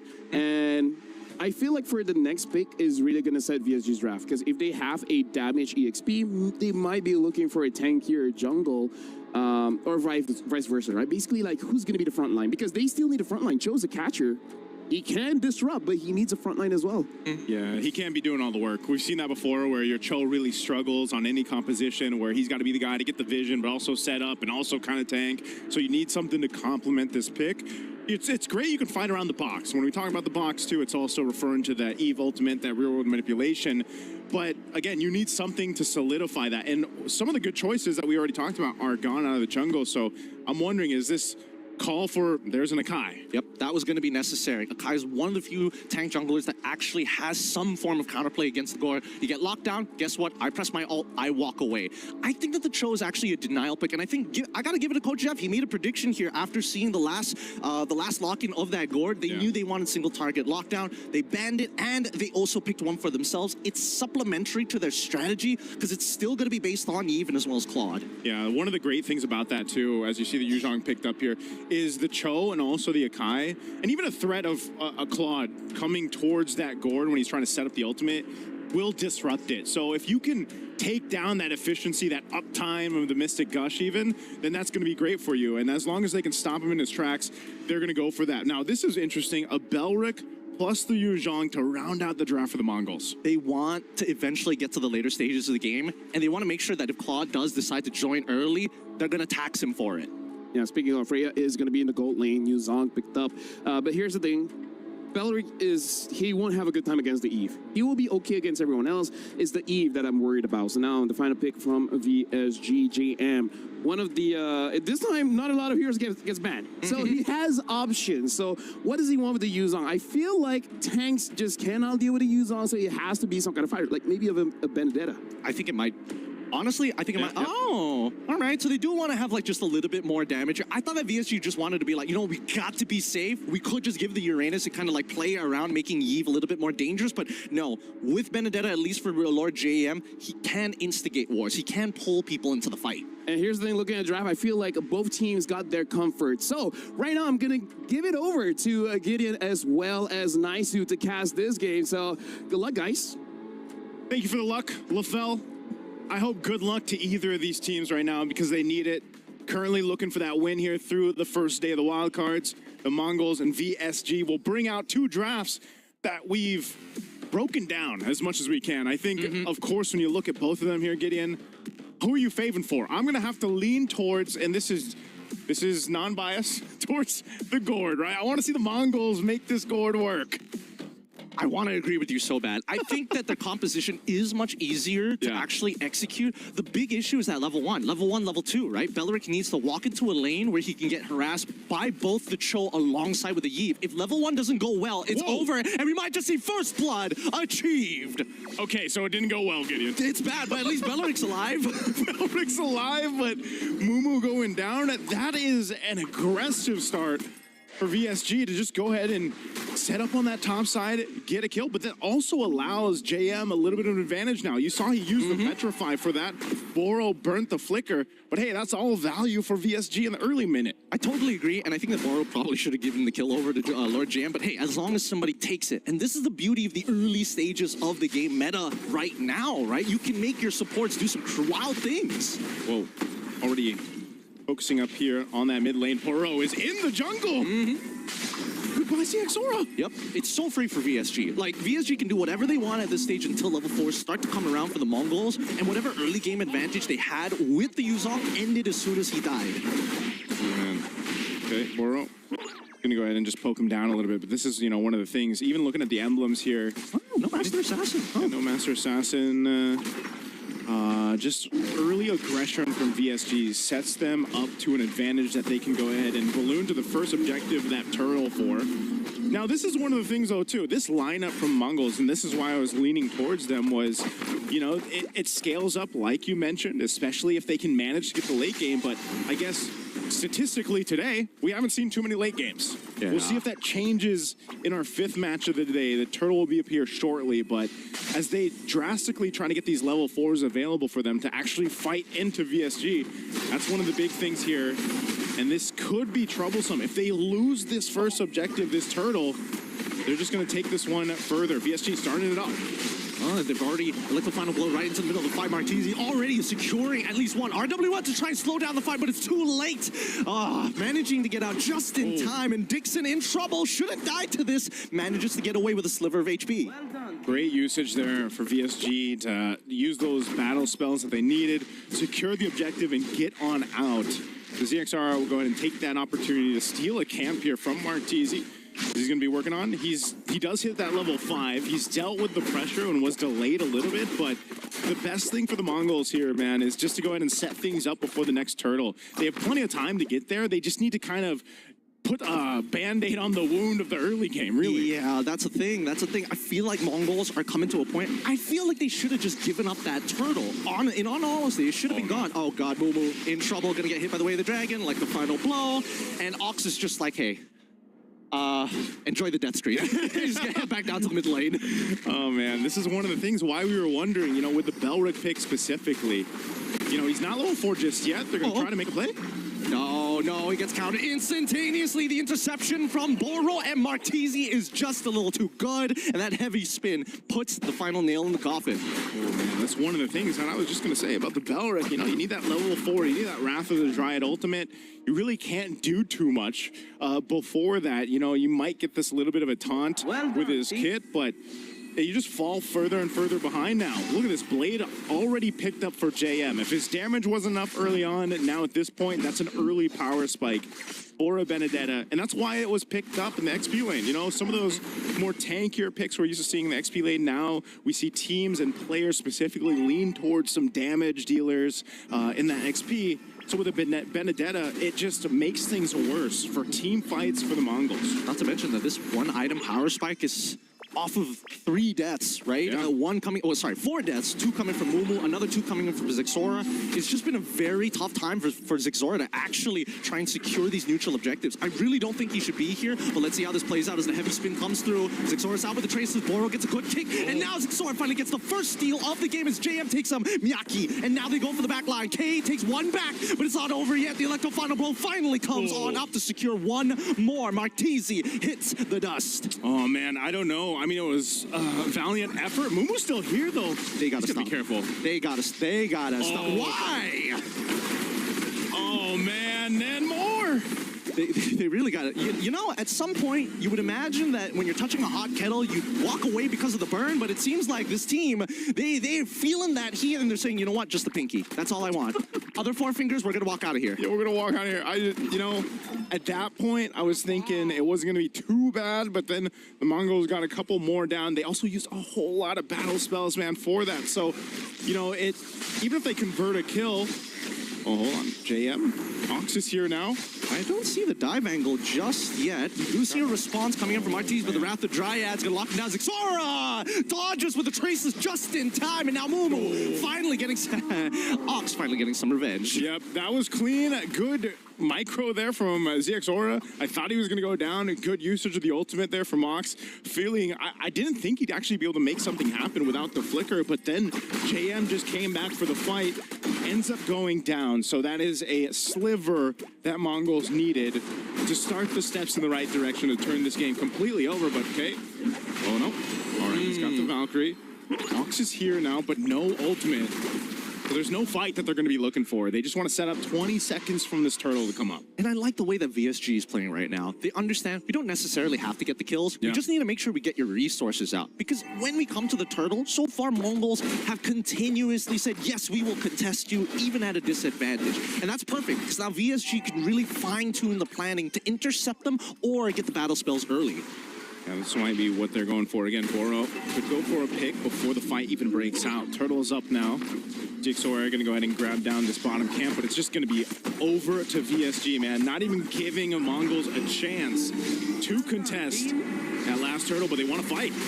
Wrath of Dryads is out to slow them down, and unfortunately, Lord JM might be the first. He gets out with the eye for an eye, and now 2 locked down with a heavy spin, gets out with RWM. Now chunking them through. K explodes under the damage of Lord JM, but the Gush is going to make sure 1 more comes down. Martisi gone. The rest of VSG looking to turn this fight around. The Mongols losing 4 members for a single jungler. Zixora gets out in the nick of time. 4 down for the Mongols. A tier 1 turret in the mid. VSG just got everything that they wanted and more. The rest of the team is going to come up here, but man, VSG is controlling the map. Talk about JM, the way he maneuvered around that, stayed alive, came back, got a kill, and allowed his team to fight. Oh, Mongols, they're angry. They want to fight. Nixon's in trouble. He's got no more mobility left. If he gets hit by any CC, he's in trouble. But luckily, he's got the rest of his team to actually go for the peel. We don't see any counter flickers on the opposite side. It's just not worth it for 1 man. Yeah, this is very disciplined of VSG, the way they've been playing this game in comparison to what we saw in their first match of the day here in day 1 of the wild card. So it's Mongols still, it's nothing drastic. Like when you're looking at in terms of gold, can they get back into this game? Surely they can. And it starts with setting things up into this first Lord once it comes up in about 40 seconds. If they can knock down maybe another turret, get some space to work with, and get in position that they need to fight for the objective. That's one of the main things, though. We haven't seen a big objective setup from the Mongols. Uh-oh. They're trying. RWM here. Dixon now in trouble as Mumu finally gets on top of him, and now with the shot, Ashura has already cut him down. He's found one, and now they back away from this. 16 seconds left on the clock, and unfortunately, losing a jungler here is bad. Petrify comes through with the Electro final blow as JM gets one more, and Mumu is a trade. K looking to get Carvey, takes the BMI backwards, jumps forward to the fall of Valkyries, and now Boro, he's trying to get him out of here, but he's not sure how else he can do it. Third hit of the G Kundo, blocks just enough, and Carvey manages to get out. If only there was enough range from Makey on that Mystic projectile to get the stun out. Maybe they could have gone and gotten a kill, then rotated to this Lord. But meanwhile, VSG will be able to go ahead and get this reset going. JM put enough pressure on this bottom side, which opens things up for VSG and the rest of the squad to secure this Lord. The Mongols now at the 9-minute mark are not ready to really fight for an objective. So Lord secured here for VSG. Let's see if they can hold things off here. They've really got to stop this pressure, this push from VSG. Now, okay, going for JM. You can try, but honestly, it's never going to be easy for any EXP laner to win a 1v1, especially when there's the extra help of the minions for that spell vamp. Either ways, now we still have that Lord actually coming through, and Carvey, now completing the Trinity build on his side, is in a very powerful position. Okay, he's going to get closed down. Okay, he's got to burn the flicker, so that's out. What? Why do you need to... I guess he just, you know, he saw the threat of JM there. He doesn't have that now, so I'm worried on this pace defense. Oh, whoa, Boro. Oh, he finds a great kick as the RW1 comes through. We do see that Mumu is in the back trying to make sure that Dixon can't actually play the game, but the RW1's done its job. Boro gets on out of there, and now they take 2 for nothing, and the Lord is here to crack open the holy shieldings. Man, what was he called? The Panzer? The Panzer of VSG? He is doing it in this game. The 3-0-9 right now in this Cho. This is a hero that you don't see work too often for certain teams. You know, you really have to be precise on this, and so far, it started off from the early seconds of the game, man. The early pick-off against Mumu has essentially made Mumu just sort of this vision in the sky. He hasn't been able to do too much other than provide that, and it all started off from the beginning with Boro scaling now up, and the rest of the team for VSG has gotten what they've needed. So a shield goes down in mid, they hold on to the top and bottom, but it's looking a little grim already for Mongols to even get close to contesting into the next Lord. They might be in the situation, Gideon, where they're just like, you know what? We've got to defend in the base. Is their composition good for that? I mean, maybe the Gourd, he can clear some waves. I think, it's tough to say. I think they're almost guaranteed to at least lose one inhibitor just because they have access to the RWM. But the secondary problem is going to be that heavy spin. No matter how bad a situation is going to get, Mark Teasy can just say, nope, I don't want this to happen now. Nah, not today. Like every jungler in your RGs. Nah, I'm out of here. Yeah, every 5-year-old who doesn't want to eat baby food is like, nah, I'm good. I don't want this applesauce anymore. But so far, if you look at the overall progress, right? Down by 500, you can tell, jungler, 3 items done. 3 items done on either side, yet it still feels that Martese is in full control. Oh man, Black Dragon form used up 20 seconds for this Lord, resulting into nothing. So I don't know, man. Mongols might just give it up, trying to make a play somewhere else, but you see JM is controlling that top side of the map. Ox will take some shots here, trying to just kind of scout things out, but there's a fight up top. It's not going to look very good here. K actually has the advantage here with the endless battle, but now that Martese has come into play, that's a heavy spin. That was the big ult we were talking about. Yeah. Now it's just the RWM. They just have the real-world manipulation to go through, but also things can be either delayed or started up with Boro, as we've seen throughout this game. Holding on to that ultimate, that way of the dragon. Carvey has had a hell of a time too, man. I like to call this the gold lane experience. He's had it on the Claude. He's been doing his thing. He's got the Trinity exactly what he needed. He's ready to fight if he wants to. And now Boro picks up an immortality. Oh, he flickers forward with the Raptor Drives, catches Dixon, forces the flicker out. Ox out of there. RWM finally comes through. Do they find the trade? And it might be. Blazing duet from Carvey into the back line. Takes out one as JM tries his best. Flicker from K to get on top of Makey. Surviving with just a sliver of HP. But Carvey with the Festival of Blood. Holds down the line. A 2 for 3 trades. Xora gets the double. What just happened to VSG, man? I mean, I thought they were going to go for that fight, go for the Lord, but instead, it's the Mongols. Even down as much as they were, they still show some fight in them. And that just was not a clean fight that they wanted to take, but Makey picking up a Divine Glaive now. We saw the preview of how much damage a Mystic Gush can pump out. He even flickered to try to capitalize on the kill, but still, it's something to be said that the Mongols stay in this game, stay competitive. Now, the rest of the team's going to be up here. You have to start to take note of the battle spells that were used out in each one of these fights. Lord coming up, they're trying to put some pressure up on that tier 2 top side of VSG's turret. Carvy's gonna have to deal with this, but the Mongols have actually, off of that fight, put themselves in a position to contest. They just can't get set up here. Makey, Oh, no! The Petrify, it doesn't actually connect onto Makey. This might be the game changer here as they're trying to get out of here. Lord JM tries and is still going to recuperate, but that's shut down. How did that Petrify not connect? Hey, man. The Gord knew, Makey knew where to be, what to happen. They used the conceal to initiate and counter punch VSG. You're gonna have to fight for this Lord though. Whoa. Okay, he gets brought down to a quarter of the health. Lord's gonna go for a reset. Oh no, okay, he's gonna get pinned down as Carvy's going for the backline, the RWM as well. Oh my god, he's gone! But he manages to take down Makey, which is extremely important, but there's no Mystic Gush. K, next up fall here. Good response from VSG. VSG, so good at managing the shape of their fights.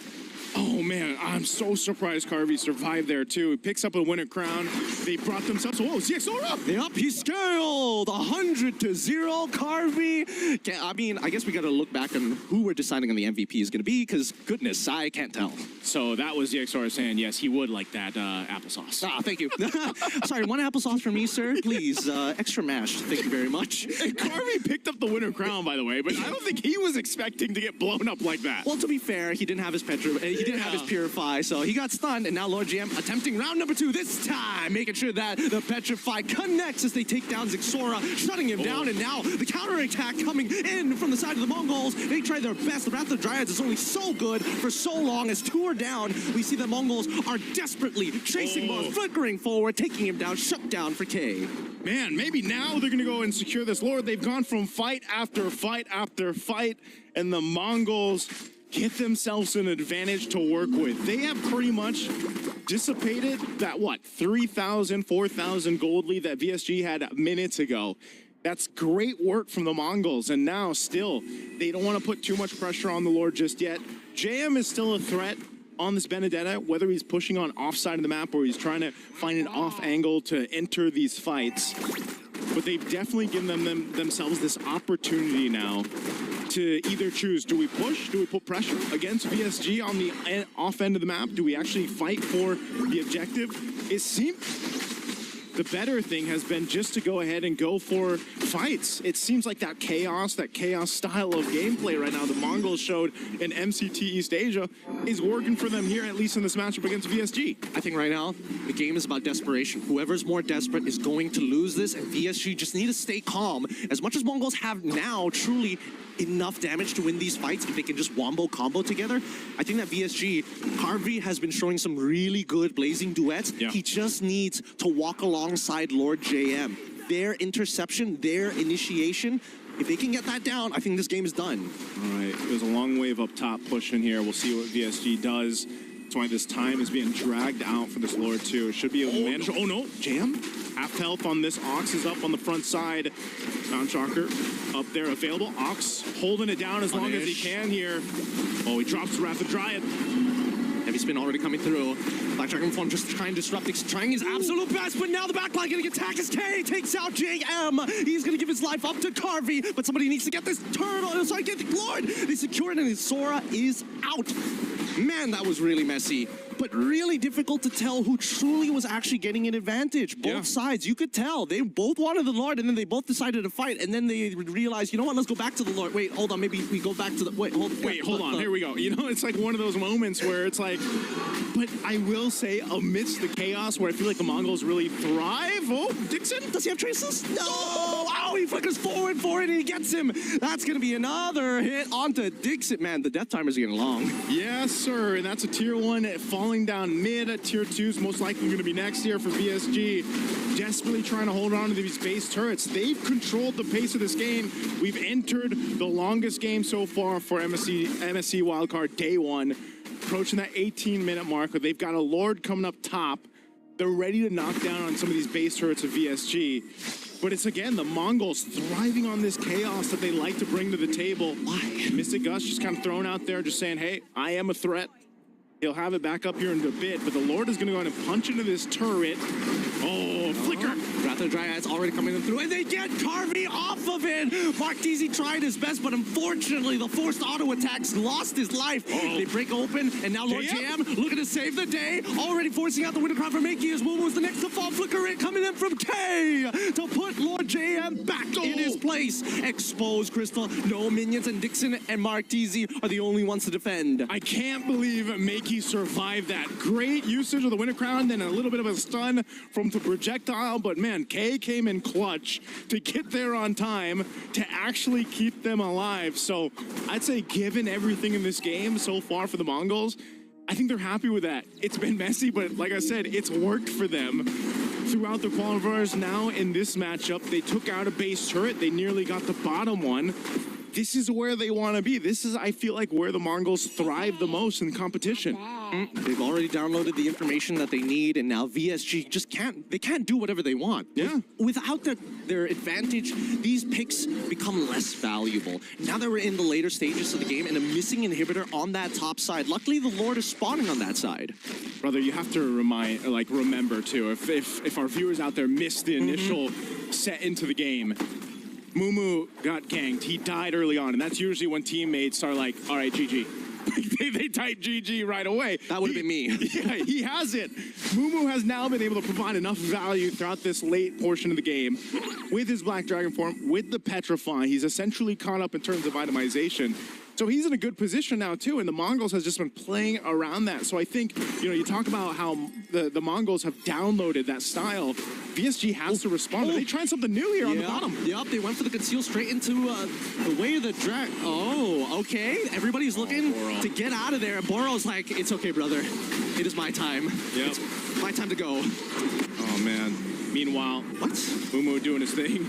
Why just being a distraction? I think he's just being a distraction. It'd be nice if he had that, if they decided to take the Lord, but you know what?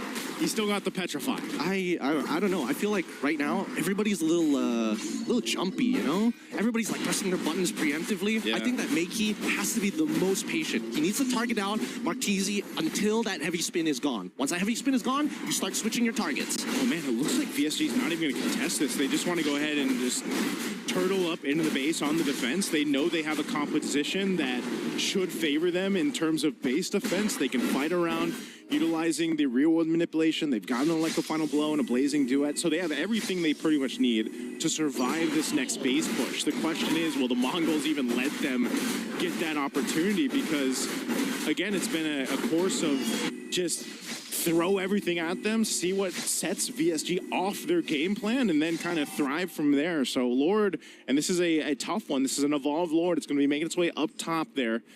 We'll see how the Mongols play this around. They're going to go ahead and try to even out these waves a bit, push down that bottom, get the turrets at least opened up of VSG's base. So we could potentially still see a successful defense from VSG off of this. It's a matter of if the Mongols really lets them. And Immortality is going to come into play for JM. He's got to kind of be a distraction in his own right, but also has enough damage here. Oh man, JM, there's the Lord. They got to work on this, holding on to these turrets. Mumu's sitting up there up top. That top brush. Lord will be worked on, but the turrets are going to fall here in the mid. Seal going to be used. Mumu trying to make a move. Oh, he actually petrifies Martese here, but where is the Mystic Guts? Where is the full combination? And now the response from VSG, RWM, Electro Final Blow is out. This is an opportunity here. Makey still has his ult. It's just Harvey. When is he going to unleash his ult? When is he going to get into this fight? They can't seem to get the angle down. They're focusing all on that wave clear, and finally they find one into Mumu. Oh, VSG is going to be able to successfully defend, though. I'm not sure if that was the cleanest way to approach the base push with that Evolved Lord, but maybe for the Mongols, they got the base turrets down. They're happy with that for now.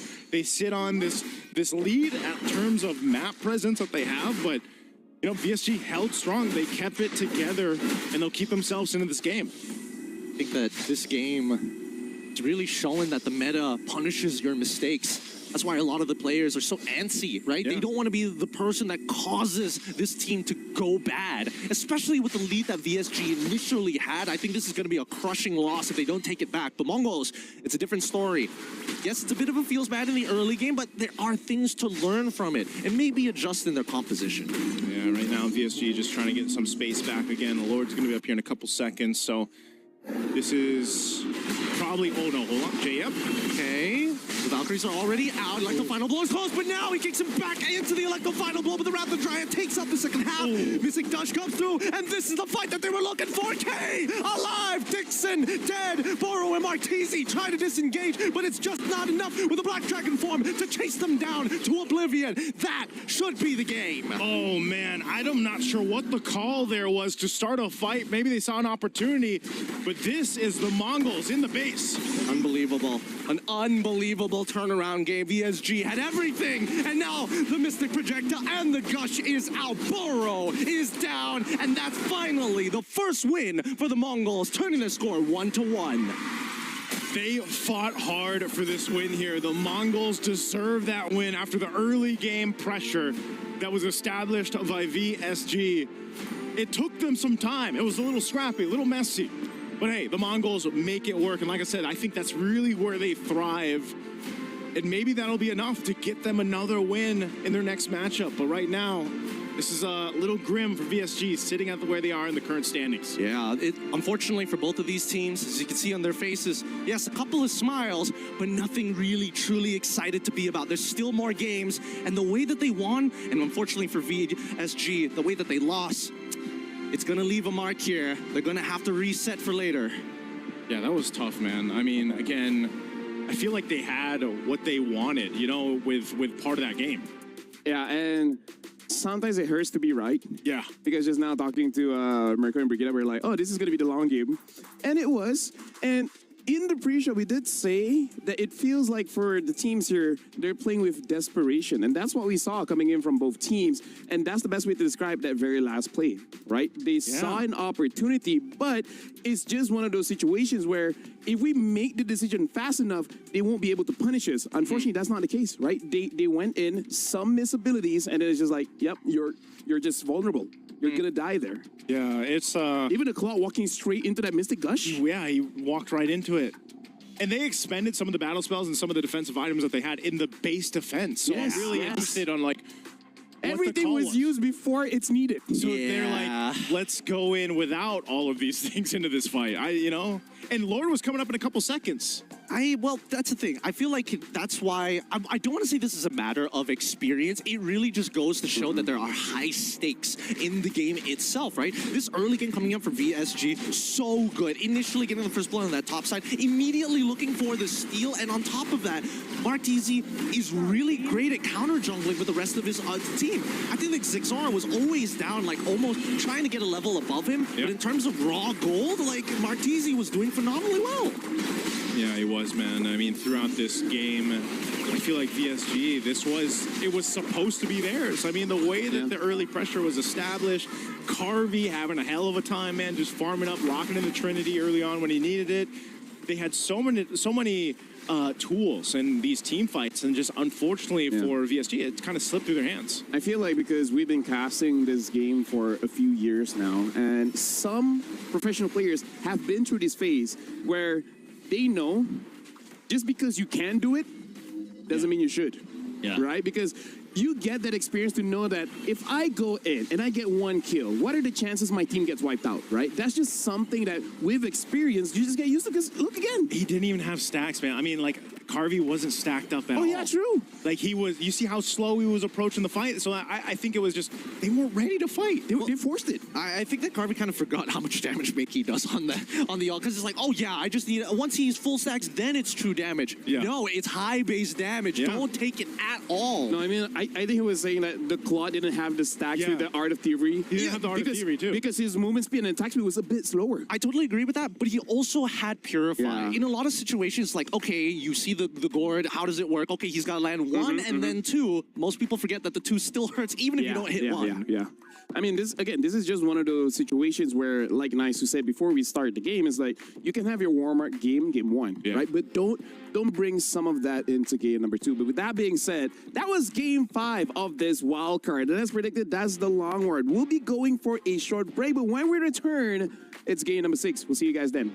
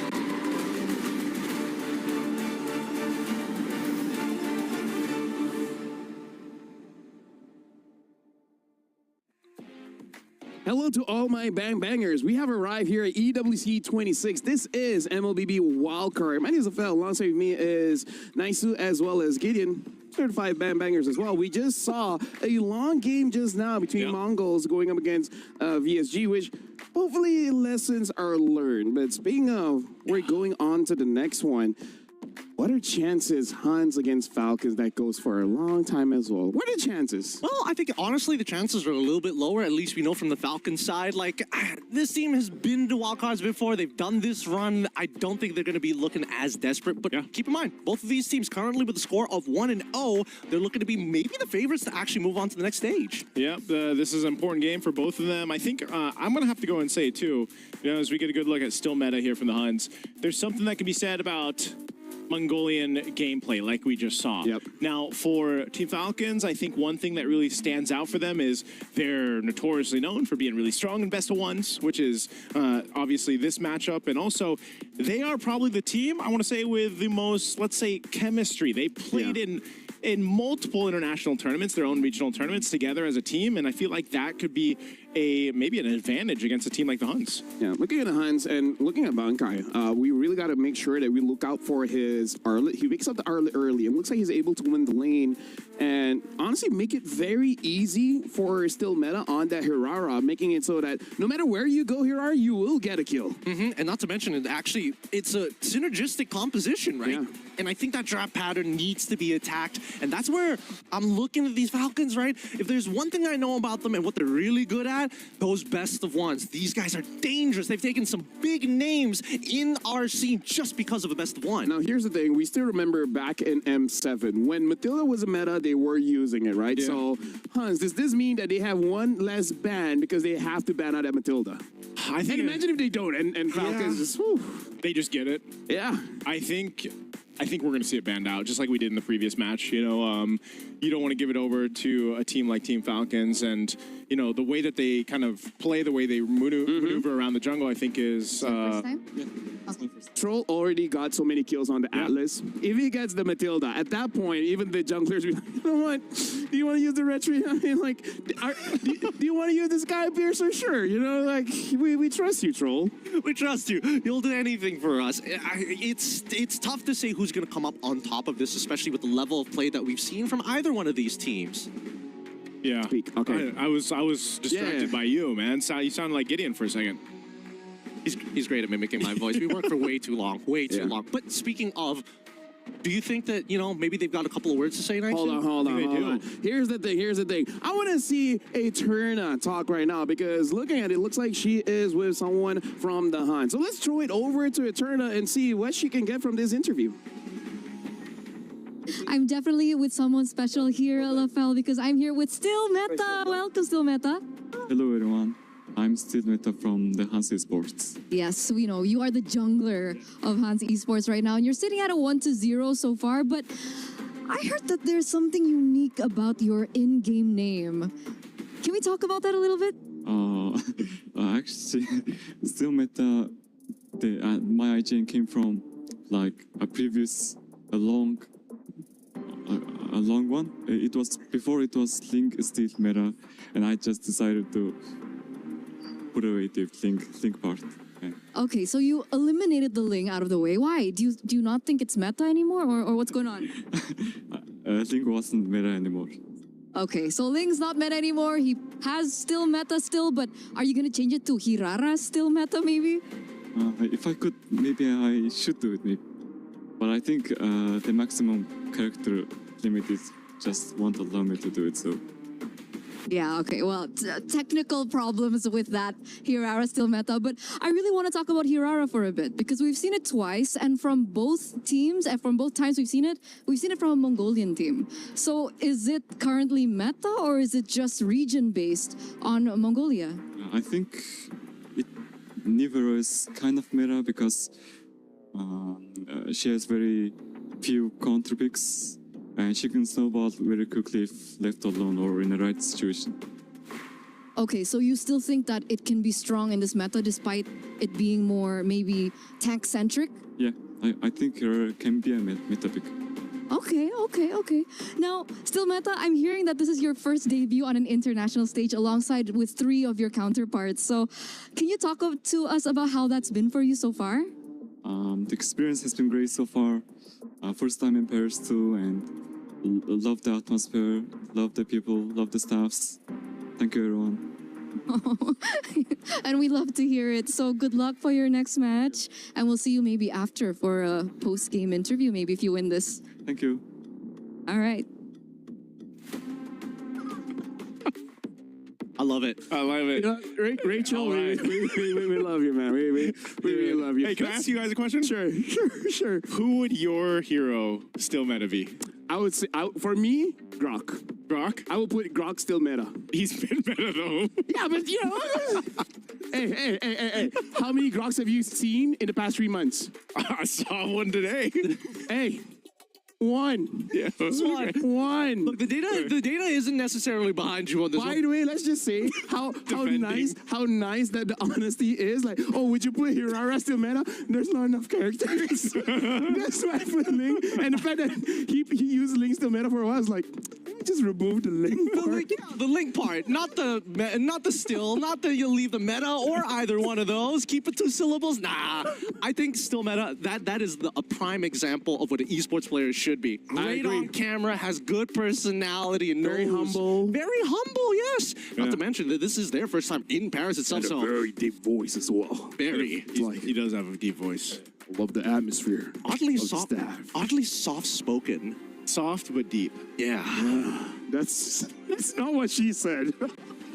We finally found That it. is a very difficult Paris. In A lot of dangerous grass. Yeah, we're gonna have to get a stat for that. You know, by the time we get towards the last couple days of Wildcard. I just use my brain and my intuition. Both can be wrong, but with confidence, people don't care. Liquipedia editors just like, God damn it, I gotta actually look at the games now. I can't just listen to Hirara them. band, by the way. Very good. It does not scream meta, which, by the way, it looks like Paquito or Freya might be left open. And I think that Paquito, it's gotta go.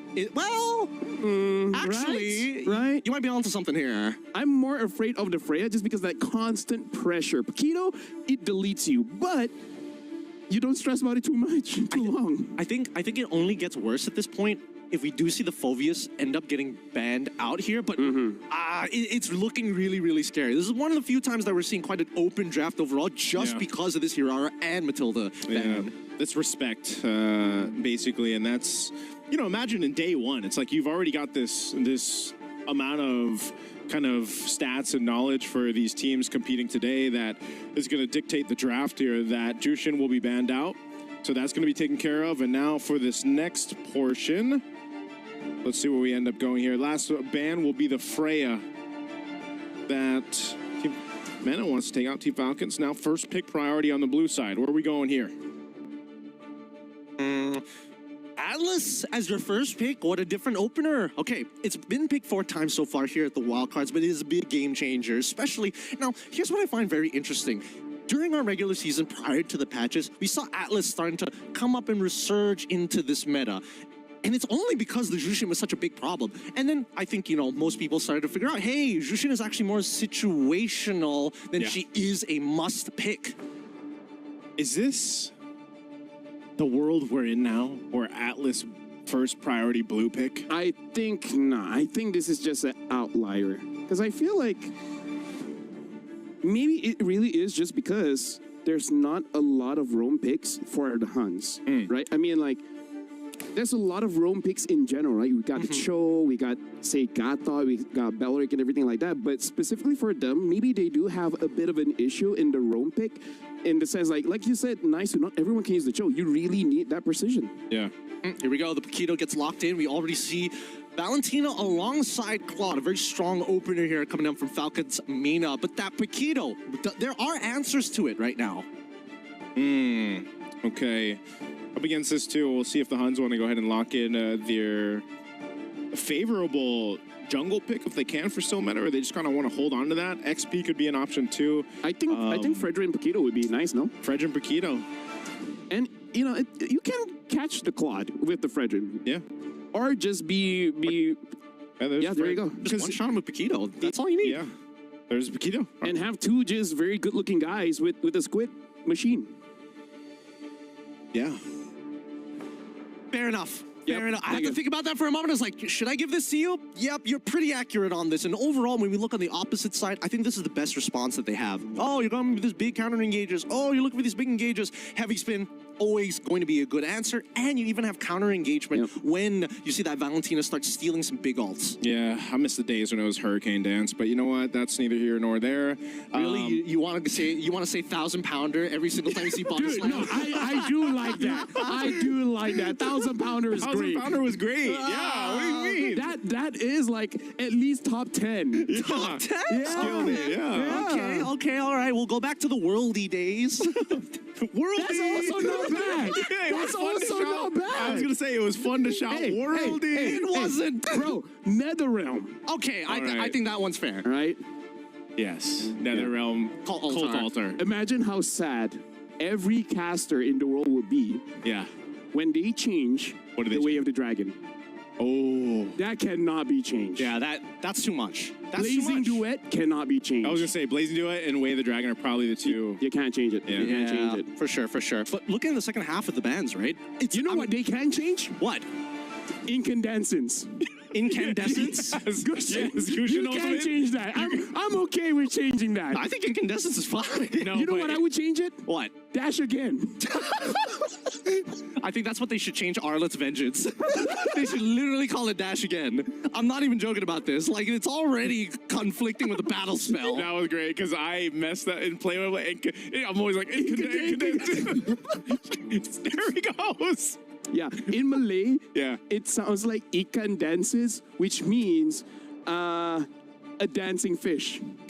Because ikan means fish, Yeah. dances is dances. Well, Gusion's not that, so. Either way, right now, fourth pick for Falcons here with the Arle as well as Fovi has been banned by the Hans, and then the Gord as well as the Hire being banned by Falcons. By the way, the carry is still open if that is something that the Hans want, and I feel like they got enough lockdown to give space for that carry. Oof. The Hylos. Makes the carry look a bit more juicier. Yeah, it does. Or Obsidia.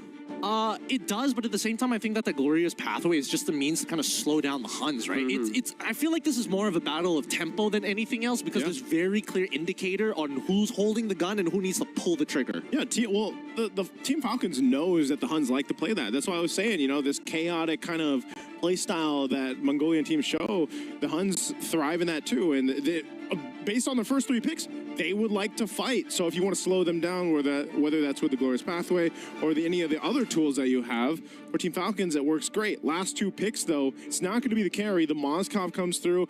They'll take some utility themselves working with that real-world manipulation as the Eve is also picked up. I kind of want to see the Yu Zong. However, I'm not sure whether Falcons has enough practice on that.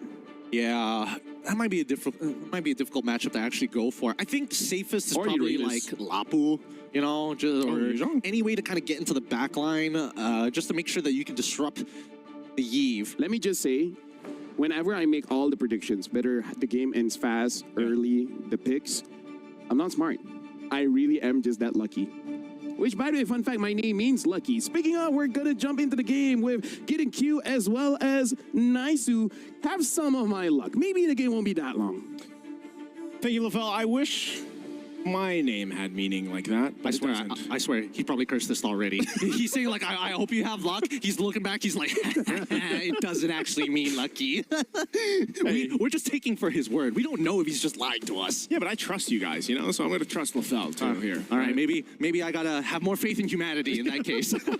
Can we trust the drafts here on both these ends here? Because we know, like we mentioned, both teams sitting at 1-0, right? This win for either of them is going to solidify a better time for them in the wild cards, right? They're still going to move forward with a much more confidence into we'll see them in tomorrow, right? Yeah.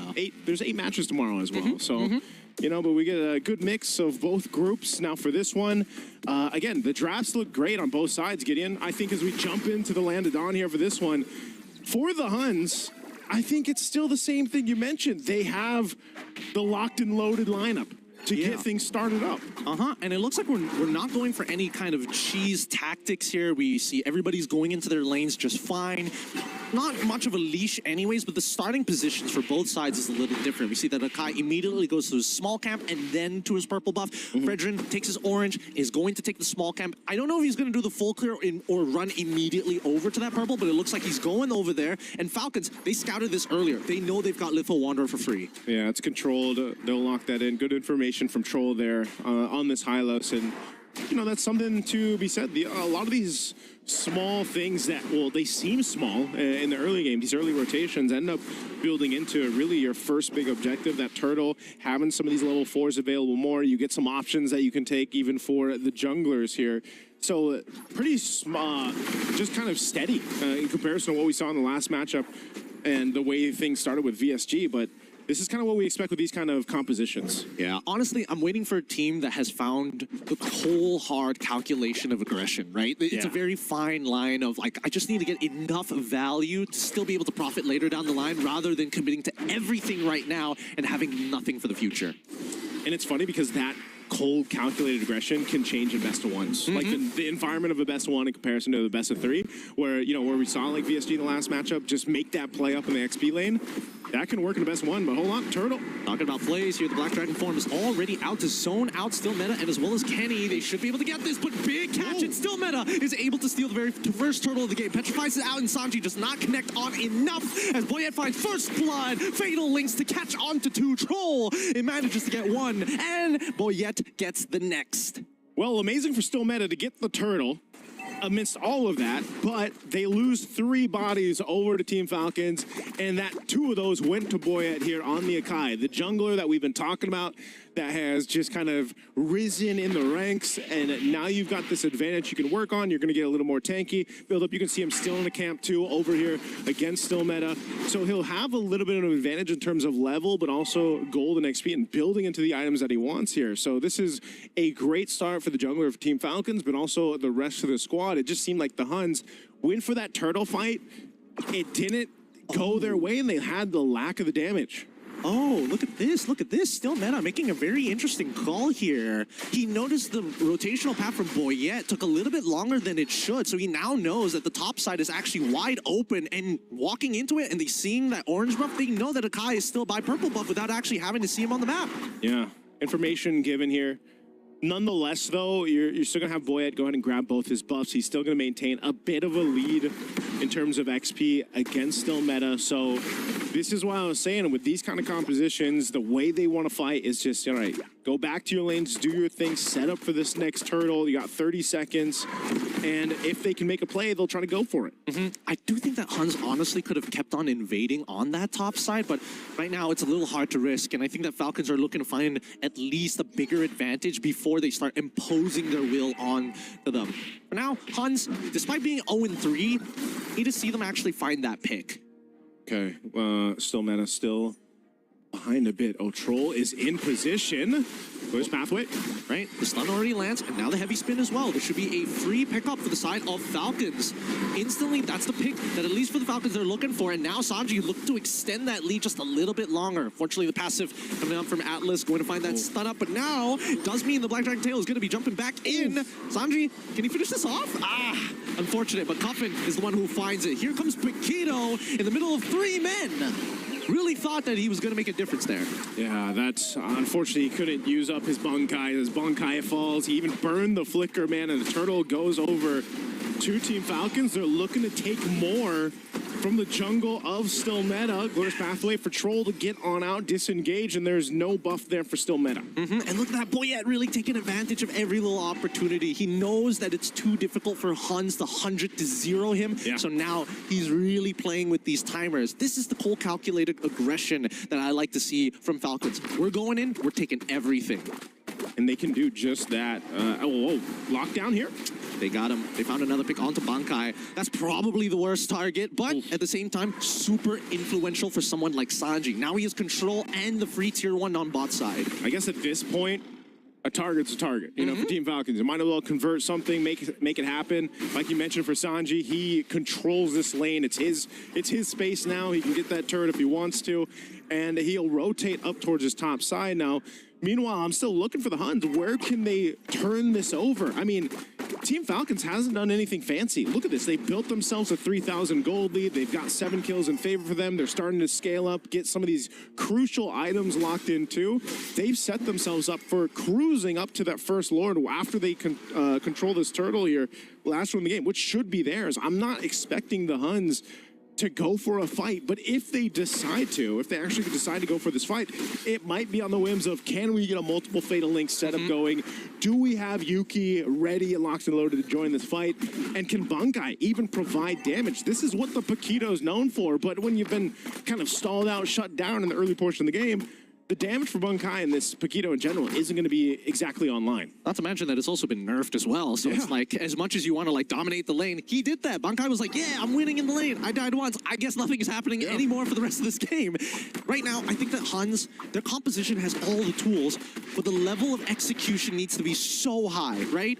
Still meta needs to be able to catch multiple people. How is he going to do that? He needs the help of the rest of his team. And now Sanji, Black Dragon Form gets out of there, petrified, triggers the shot residue, and now needs to get on out of there. But no, pulled back by the Fatal Link. Spear Misery connects, and Sanji still surviving 2 shot residue procs. You gotta be joking me. Yeah, that's the kind of lead that Sanji has, man. That is not a interaction you expect the Yuzhong to survive. Sanji does it with the Shaw Essence procs, but man, talk about a commit from the Huns for a kill, and now here's the counterpunch. They're looking for it. Again, a stolen Fatal Links just to get rid of the Appraiser's Wrath. It's out now, and Sanji finds the kill. RWM now getting unleashed. The heavy spin says, no, I will not let you, but he manages to push one out. Yuki in trouble. He ends up dying for his sins. A 2-for-1 trade in favor of the Falcons. Oh man, finally the Huns are on the board, but man, at what cost is the question?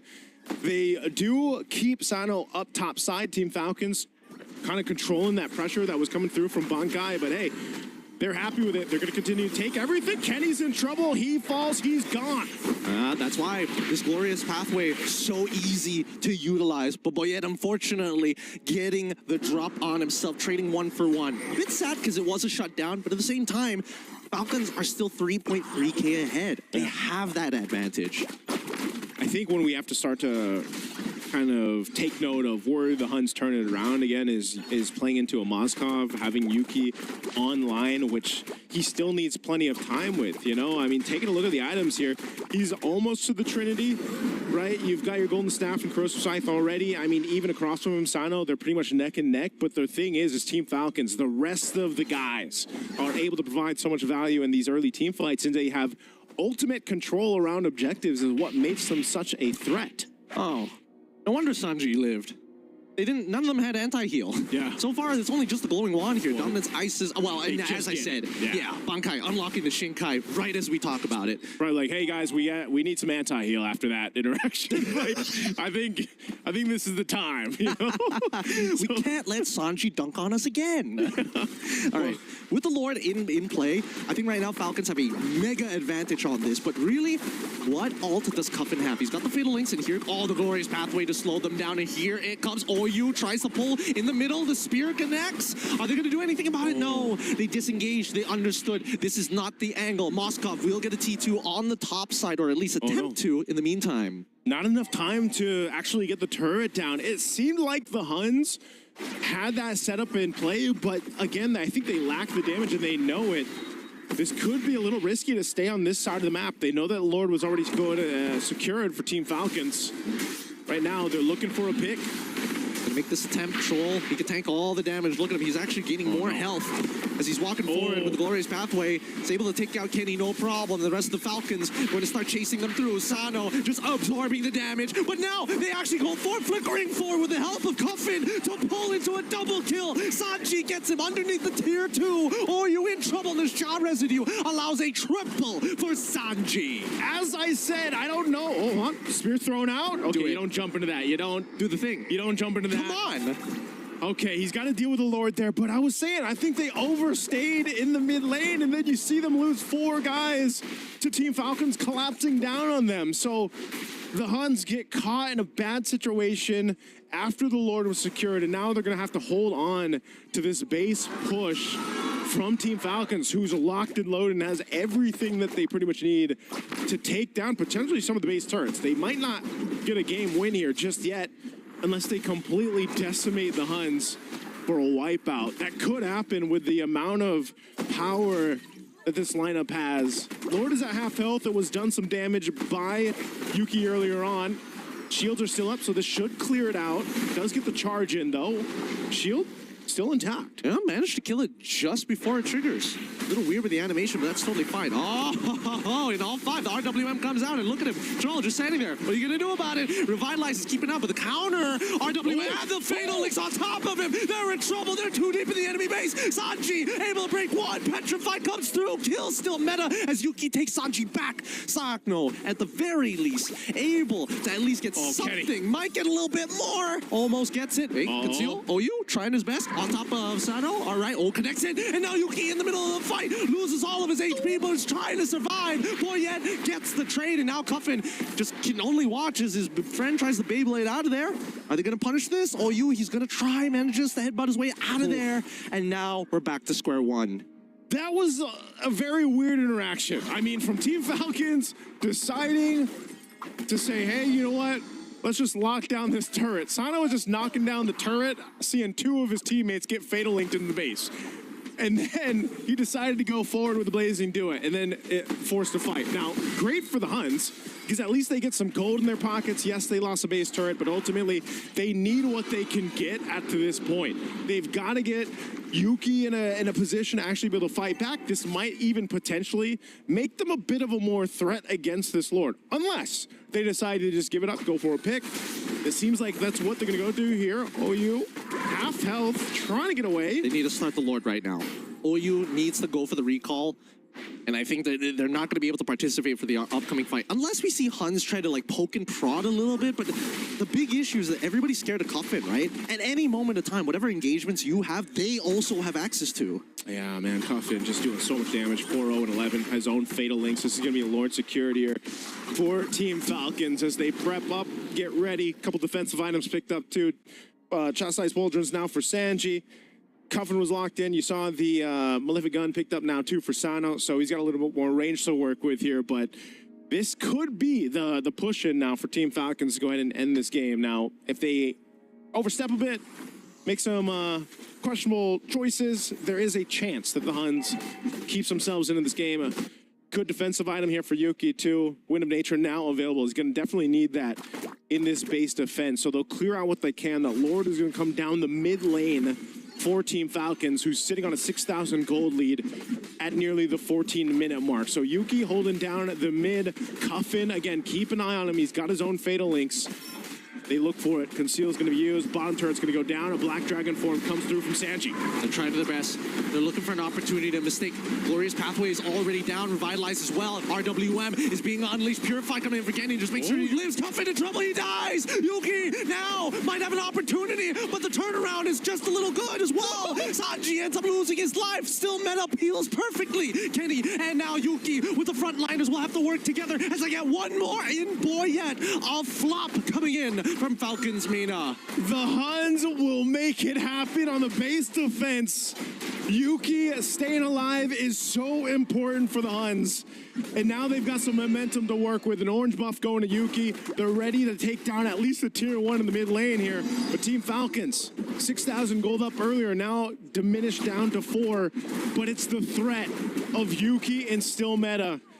They're looking to potentially take some more from Team Falcons, and this is exactly what the Huns needed to turn this game in their favor. Yeah, unfortunately for Falcons, with the lead that they had, they needed to force scenarios underneath enemy turrets. They needed to force scenarios by the inhibitors if they want to get some real value. Whether they lose or win, the reward is so much more worth it than the risk. But they're doing it so late in the game now that the Huns, they don't mind. They can basically fight forever. Their whole composition is designed to fight for long periods of time. Falcons are heavily ult dependent. Obviously, there's some who can sustain the fights a little bit longer than others, but their key players have the big ults. Yeah, looking at this again, you know, it's just, this is also in territory, as you see how much damage OU has taken. This is something that the Atlas does so well. You know, you're able to go ahead and just be that tank, provide that vision, but have the threat of a Fatal Link. So, oh, they're gonna go. Okay. Glorious Pathway to try and slow them down, and now the Black Dragon form as well. Yuki is actually going for the recall in the middle of this as they found the interception. Kenny! They've got to stop it. They can't let Kenny keep getting caught by this again and again and again.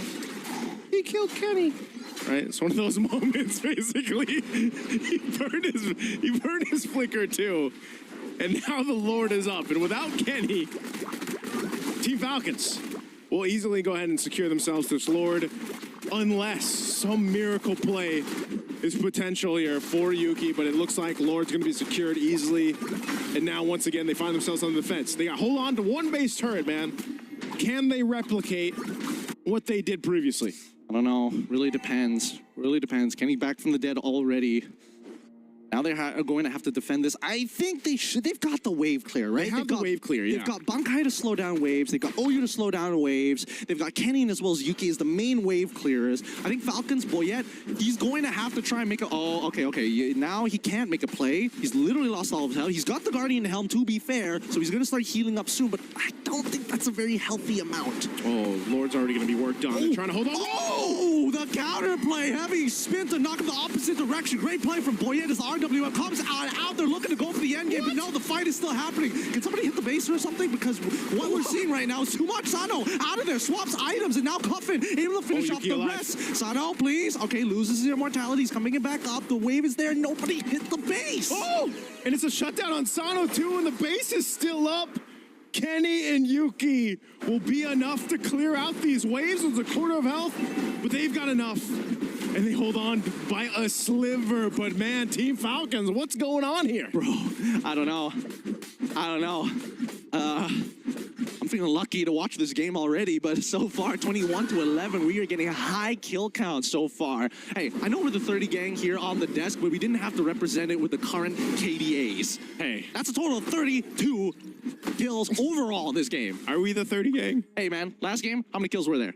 It was like 39 to 42, okay? I'd rather keep it to 30 gang than 40 gang. Eventually, we might still be here. Let's look at this replay here again. This is what we're talking about, though, man. Bankai goes down here.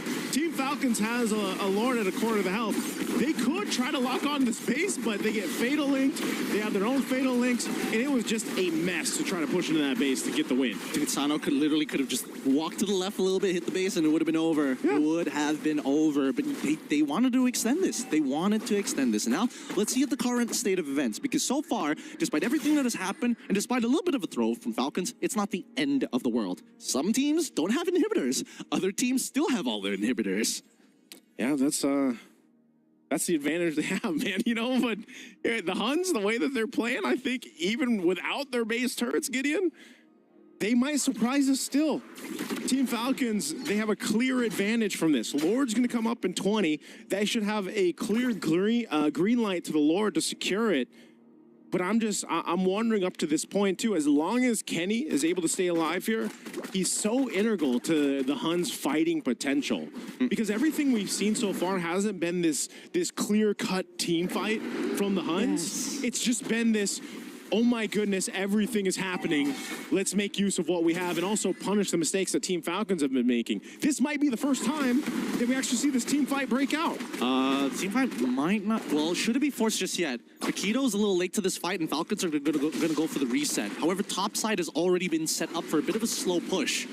So it's kind of a 50-50 here because the position from Falcons is on the southern side. Oh, they're there. Conceal's coming through on the backside. They're going for Kenny. It might be a big pick here. Oh my goodness, they cut the escape routes off, and Troll has an insane path. Still man against the Lord! And now the rest of the team is going to lock them out. Bankai in trouble. He goes down, loses immortality, and Troll holding on to 3 members as Kenny is looking for Sanji, who manages to get back out. No, it hits. They want to continue. They don't go for it. They're going to kite backwards towards their base. Oh man, still meta. Getting that Lord is the clutch moment of this game so far. They secure that. Team Falcons lost Troll. Mind you, he tanked so much damage. And the Huns did everything they could to protect Kenny this time. But I'll tell you what, with this Lord, this Evolved Lord marching towards the base of Team Falcons, the Huns are in a position to go ahead and knock down some of the turrets. We'll see how they play this out. Team Falcons want them out of this side of the map, out of the jungle here. This tier 2 turret mid lane, though, Yuki's got it. He's going to go try to knock this down. RWM. Oh, the Blaze do it coming up to Sano might just be good enough here. Oh, still not enough. Yuki able to push him back just in time. Kenny in trouble losing his immortality. With the previous round is good. Yuki finds Cuffin. RWM coming out from Kenny to take down Sanji. So close, but unfortunately not enough as the base might just be in some trouble here. Hans, they are backing wait, actually Falcons, they're backing off. This entire time, the Lord has been pushing. The Lord has just been slow pushing himself, walking his way to the base of Team Falcons while that team fight broke out that they decided to go for. And now the mid turret, it's going to be knocked down here. They're trying to hold it down. Retribution used to clear it out, but now Lord will charge up top. Yeah, but now Revitalize coming out of Troll. They need, Yuki is dangerous. They cannot take the piercing damage here. Boyette's going to have to try, slow things down. They should be able to clear out this Lord. No issues, but now Heavy Spin comes on through. Focus on that Lord. They lose out on Boyette. Blazing doing is already out there trying to clear those waves, but Yuki says, no, I will not make the same mistake. The Huns turn this around. Yuki won't make the same mistake, just dashes on forward, locks on the base.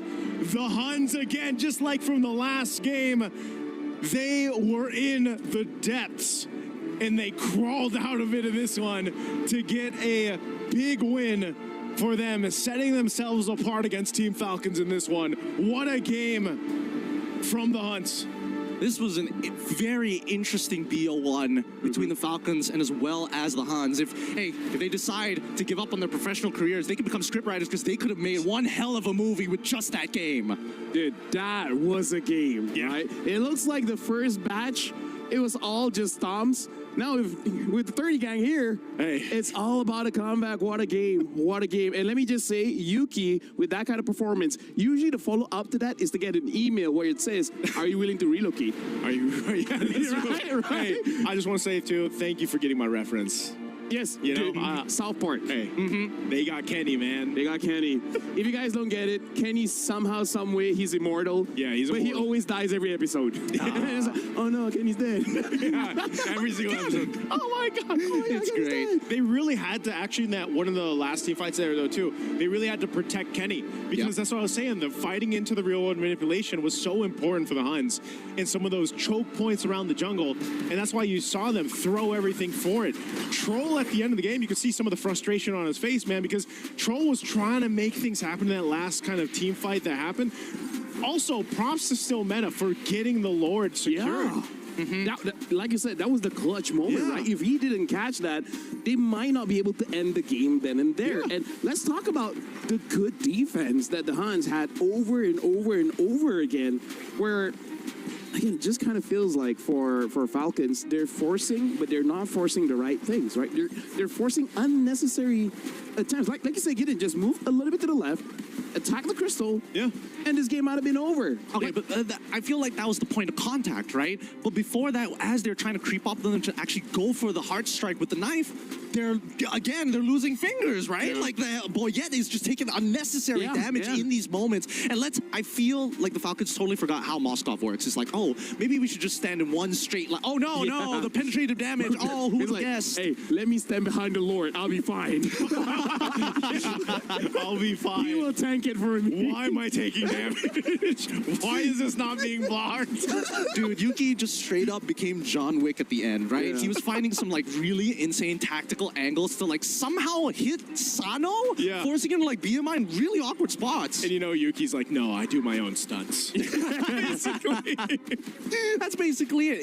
It's so insane that Huns were able to come back from this game where there are really so many ways for Falcons to actually just say, all right, GG, go next. Yeah, and is that going to be the story for the next two best of ones? One team is going to control 14 minutes of the game, and then all of a sudden a comeback story.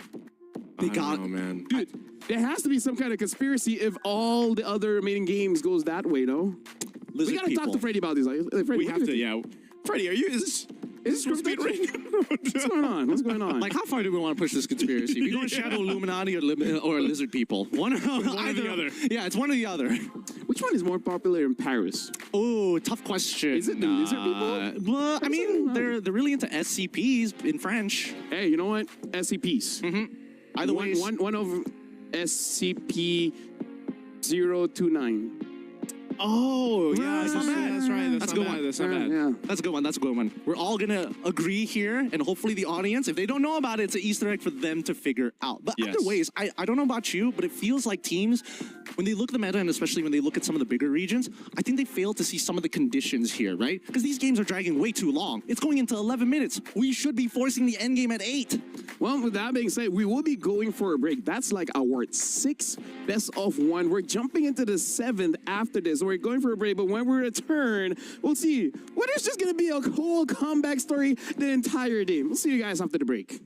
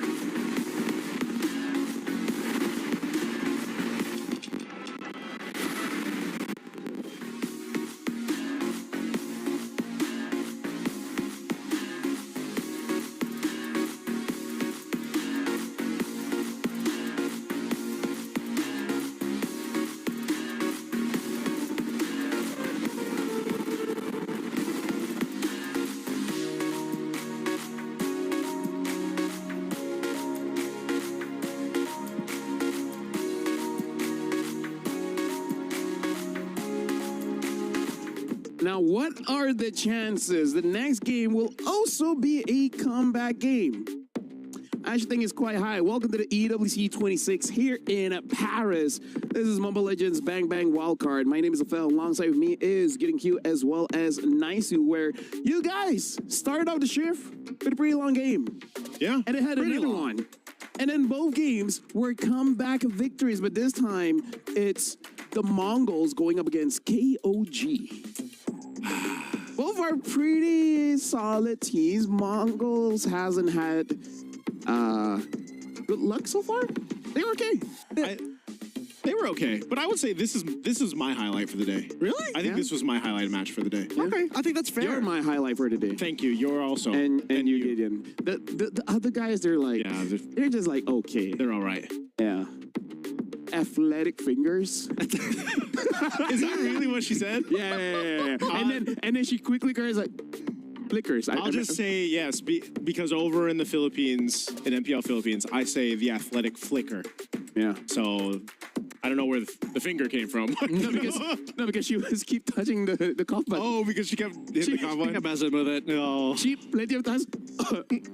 It was late, wasn't it? But then she got the timing at the fourth game. Hey. Honestly, speaking about these timings, I think that so far, as much as this is your highlight match for KOG, I'm pretty excited for Thailand actually like coming back to the international stage. And yes, 30 gang plus 30 gang over on the opposite side. 32 represent. 32 represent.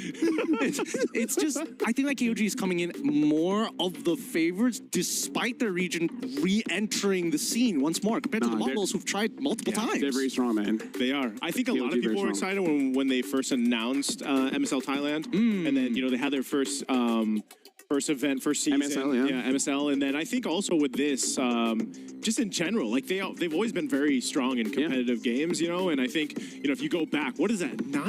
That's like 9 years since we saw one of the winners from Thailand for the first MSC. Oh my God. Yeah, we're that old, man. I mean, here's in 2017, now it's 2026. Yes. It's almost a decade, my guy. Almost a decade. That's why when you said maybe by 40, like it will still be here. Maybe another 10 years, LaFell, you got it. I hope, but if it goes either way, live, die, I accepted it. Yeah. It's fair. It's a fair argument to have, especially when like you have veterans trying to kind of garner this newer generation of Thai superstars coming out from the MSL Thailand. And I think that, 33 has always been a natural leader. And I think most people don't tend to, they miss that fact. He is an incredible teacher. I mean, like, here's the thing. Experience teaches you a lot. Like, for example, don't stand a straight line against a Moskov. Maybe 33 can let them know. Yeah. It's like, maybe one of you is to the left, the other one is to the right. I wonder if he's like, back in my day, we didn't have these mechanics, bro. Like the old MLB, when the first MLB was released. Hey, back in my day, Lorita can block turret shots. Back in my day, the only counterplay to Harith was Lunox. Yeah. Back in my day, we had no junglers. Wasn't there. That's so true. Oh my God. I think, by the way, we all stick with the back of my day because we all started playing at the same time. We did. And I think that we're oldie but goodie. Yeah. It's oldie but goodie, but at the same time, it really just goes to show that like people can get into this game and not have like a lot of experience, not only in MOBAs, but just like the in-depth side of the game and still perform well. That's actually a thing though, because I think what he stands for, because there's always a lot of talk in competitive play, like, oh, older players will fall off. Yeah, the mechanics isn't there. Yeah, they can't keep up with, the median age of our players out there. But I think this is something to be said, like, yeah, it can happen. I mean, they're a very strong team. 33 is a strong player himself. And we got to give shout outs to Mundan. They create a lot of heroes that you don't have to be good with your fingers. Like CC, you press your first ability, and then you walk. High loss, you press your second ability. That's true. Who would be the easiest and then hero? You walk. Who's the easiest hero? How can it not be high loss? No, I mean, like, let me tell you. How many clips online where Bellery can go AFK and he get kills? Ooh. Because of his passive? I think, yeah. I think it's subjective, like, in terms of no skill, like high loss, CC, some would argue Zushin. Yeah, but all the mains of those heroes are going to argue and say, no, there is definite skill here. Fine, let's talk about the hard ones. Argus. Yeah. Till they changed his ultimate. Yeah. You don't even have to press it anymore. I don't know. I feel like Argus has AI installed. Honestly, Jarvis. honestly, that might be the next generation of the MOBAs in the future, where you just teach AIs to battle each other, right? But either way, I still think that right now in the current game state, it's just the entry level is good enough for a lot of these younger players, but it's great to have these veterans to kind of solidify good fundamentals. And that's what we need right now in a meta that's so aggressively fast. Imagine one day they made Ling. Yeah. After you use your ult, you press one ability, say the second skill, And you do all four dashes. I knew it. I already knew this was going. And he'll change his name back to Ling Stillman. Anyways, right now KOG is going to be the first pick, batting out the Arlet instantly. Mongols batting out that Matilda. It looks like both teams are taking their time a bit, discussing on what to ban out. Especially because we've seen quite a few games already coming in from both. KOG, if they still continue banning out all the EXP laners, maybe it's not specific against VSG. It's just like 33 needs a bit of help.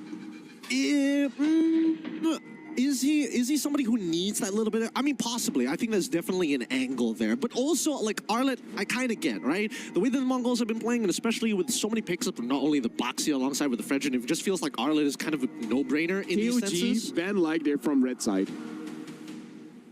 You know what? That's true. Yeah.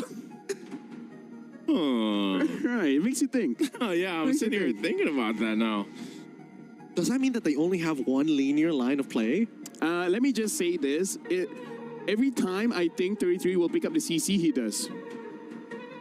Is it so it's first pickable? No. Let's see if it gets banned here. If it gets That's banned. smart. Well, one step further. Got to go one step further every single time here. It might get banned, it might not. But I mean, even though, like, we've seen what the Mongols are capable of doing in a turnaround. You think about how much they were able to go ahead and hold tight, even after being pressured in the early game against VSG. That's one thing that is a threat in. This has to be first pick Akai. It has to be. Fredrin was the last man. Wait until they lock it CC again. CC first pick. Nah. I mean, like, you already banned out the Boxia as well as the Fredrin. If you first pick the Akai here, yeah. Perfect. So they find their angle. 5 times picked already, and this might just want to be the first few times that we're seeing, hey, some side is going to get a tank jungler, you're going to have to figure out a way around it. So now, in terms of counterplay, sometimes we see Eve Claude here. I would say Eve Claude, probably. Right? Like, that's the safest opener. Yep. Is there something else that we have to consider? I mean, they're showing Jushin here, but then Atlas is... Oh, wait, never mind. They pick up Atlas. This is a slightly different opening compared to the Yves Claude. Yes, it's like, again, they're generally safe openers, but definitely, you can see that the Mongols, they're going to be playing for team fight. Like, very clearly team fight. So KOG Eve Claude? I think... With the Akai, Eve is okay. Yeah. Could work. Eve is pretty good against the Zushin. And then Claude's just a cool guy. Claude's just the guy right now. He's the guy. He's the guy. Yeah. There's not much. He's the poster boy for marksman. Currently. Yeah, I think it has to be. Oh, all right. I don't like the fact that teams are like, oh, we see Atlas, that just means we gotta go for the Valentine, because now it allows Mongols to actually double up on... Oh. Valentina Cho, though. Oh. Very interesting. What were they going to double up on? I thought they were just going to double up on like on just bigger and badder alts every single time, right? Just overload the Valentina every single time she tries to make an attempt with the Fatal Links. Yeah, I think it's just one of those cases, like you said, though. Once you see that Atlas, some teams are just like, you know what, we'd like the Fatal Links too. Not a bad idea. It's kind of cool alt, you know? It's a sick alt. Yeah. But this is genuinely concerning because with the way that both teams have kind of opened it up, and you can tell that KOG is like, yes, we are team fighting, but we also want to make sure that you have to take Purify so we get the Cho first. Then Harith gets locked in on the opposite end, and now it's like, what do you do? Let's bring the question, KOG, do they ban out the Yi Sin Shin? That's one of the winners for Mongols. I think banning out the Yi Sin Shin is necessary. I think there's also an argument to also ban out the Phoveus. Phoveus. But then I'm wondering, too, what does ZXOR end up playing if the because the Baksha and Fredrin are already out, and we're most likely expecting the YSS ban. Yeah, so it's like, what is EXOR going to play here? Are we going to potentially see him pick up a Amon? Might be a bit hard. I'm going to say maybe that. Maybe, is there still room for a Harley? You know? I'm going to say what my mom always says. There's always room for Harley. My mom has a very weird saying. Just roll with it, you know? Okay. She's an OG as well. She plays as well. Yeah, yeah. Let's just say that. Yeah. I don't know. This is one of the weirder drafts I've seen. We see the Claude. We also see Yuzong also getting banned out here. More focused towards the EXP. Finally, the Phoveus gets banned out here. Yeah, Phoveus narrowing down some of the XP options still. I mean, there's Lapu? This is a lot. Yeah, if you think about the amount of XP bans going out, left open. What they are we love see 33s. I'm thinking Lapu. I could see a world where they want to get rid of either a Terizla or an Alice. Yeah, I can see that as well. But especially against like the hat, it's already difficult to catch him when you already force him to go for the Purify. Now you just need another way to like get it out of him somehow. That's what we expected. Yeah, as we expected. Yeah, kind of narrows that choice for ZXOR. Again, there's a lot of bans here towards that XP and the jungle. Harara, they are going to run it back. Not bad, not bad. Here's what I don't like. They like to pair Hirara with skill-based damage dealers. Yes. Before this was Granger, now it's Harvey. Harvey is stronger than Granger, yes. But I would always prefer Carry or Moskov, anything so that you're just buying enough time for the basic attacks to come in. I agree, but also I think that in this particular circumstance, they needed, I feel like their mid laner, if it was Yves, it might have been a little bit better because then you could proactively set up a scenario maybe where Hirara could go for a clear, or even, I don't know so much about the Kimmy. The Kimmy has to take Purify in these cases. Okay, so now for KOG, what are they looking out for? KOG. Is it CCable? It still might be. I mean, think about the XP bands that are out. Oh, Sora's still there. Sora and the Moskov. This is so strange. This is really, really strange. The pattern was very odd. Yeah, they're like, okay, I feel like they already had an idea of what the composition already was, and they didn't have to adjust too much on the fly because they just really just doubled down. Hey, EXP laners, that's 4 out of the way, and then we also get rid of the Yishin shit. It's pretty wild. It's pretty wild. And they go blind Sora. All right, last pick here, too, for the Mongols. Probably Lapu. Oh, Alice, even better. Yeah. Because I really feel like their composition would not do well against a diving tank. But with that being said, I am interested to see how Mongols is going to make this draft work. I have my doubts. So I want to see how it actually plays out. So now, Nice as well as Gideon. I don't want to give any kind of thoughts. I'm just going to give it over to you guys and all the best. Wait, is that too much? Hey, thank you. Thank you. We'd love to hear your thoughts, but we'll do our best here with this one. Again, it's me, Naisu, Gideon, to bring you our match 7. We're here, day 1 of the wildcards for MSC. We have 2 matches left for the day, including this one. So here we are, coming down to it. The Mongols, if you missed their previous game when they did play against VSG, they had a rough start to the game, but man, they held on. They turned the game over on its head, and they got the dub. And now for KOG, one of the favorites, I'd say, for the wild card, they're going to be facing up against the Mongols, who technically have some momentum, but we'll see this. Gideon, what do you think of the drafts here? Oh, I don't know. I've been thinking about it for a little while. As much as the order has been really, really strange, they have to have some kind of set play here because there's a lot of different tools on both sides that actually counter each other if used correctly. So I think it's about just baiting it out early on. Speaking about baiting it out early on, Nile taking way too much damage here and is going to be forced to use an early regeneration for the time being. And Mumu, I think for the laning phase, it should be totally fine. I am a little worried about the team fights later down the line. First turtle is where things are going to get interesting. You worried for the Mongols with their composition, or? Honestly, I'm worried about both sides. Like, I could see an angle where Mumu tries to go for like an ult, a flowing blood play, and then just get pushed away by KZen, or maybe even 30-30 if he's in the wrong angle. Oh, ZXOR just got the mobility there with the dashes. Oh, it's good. Might be good, might be good. Zexora should be able to get the damage down. He's got more abilities than most people can actually deal with and is able to lock down too. They can't catch up to Nile, but they also successfully go for the invade. So things, first blood going over to the Mongols, everything that could have gone right for them just went right. That's one of the things about the Harara, right? Like the way that we're seeing it played and executed by some of the teams already at day one is this kind of finesse. It's kind of like this maneuverability that the hero provides. You, of course, have your damage. You know, you have that little bit of interaction with the iframes and everything.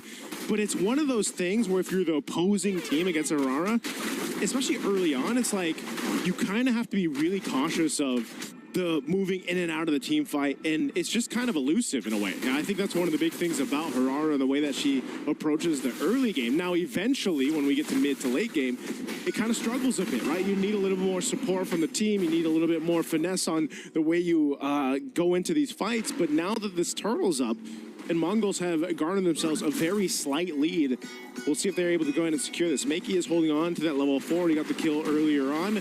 Nile will take some damage here. ZXORA will start this turtle, but it looks like KOG wants to fight this one out. Yeah, I mean, the position isn't too great. Momo's trying to get in there. Might want to consider popping it all sometime soon, but the heavy spin is already out, so he's just holding on to it. Spear connects, looking for an opportunity again from now, but ZXORA is going to find the first turtle of this game. If they're able to take out Nile, that'd be great, but it looks like Nile really overestimating the passive coming in from this Atlas, forced to flicker away, and Mumu says, no, you're not moving. You are not going to escape from me. Good usage of the Gleam there. Mumu didn't even have to flicker to go ahead and capitalize a kill on Nile, so they get themselves the turtle. Mongols also get themselves another kill on the board. They garner themselves now 1,000+ gold up to this point in the early game. That's great for their composition that we were talking about. And now we'll see. We have to keep track of ZXORA where he decides to go. Look at the lead he has right now in terms of level advantage against Kaizen. Kaizen will go ahead and get his purple, hits that level 5. ZXORA still going and farming up. Now you have to start to look where can KOG find a pick-off potential with Nile once he has the level 4 available to him, which should be shortly here. But right now it's trying to hold down the XP in the jungle. Yep, I think that unfortunately for the XP laner, that's kind of a dead lane. Nothing is happening there ever. KOG want to lead in to Payan and make sure that they can protect him as much as they possibly can. And so therefore, Mongols, the most reasonable strategy is, hey, you actually clear slower than me. I'm going to take your camps. And if I happen to kill you, I'm going to be able to convert that to a level lead. And so far, that level lead has been doing wonders for them. Now, the last problem that they have is the conversion. Yeah. Now that you have the lead, can you get something? And they find it in killing Nile. They're looking to attack that mid lane as they've already invaded that top side. Let's see the bleed over. Man, that's just a lot of damage early on. Nile feeling it too.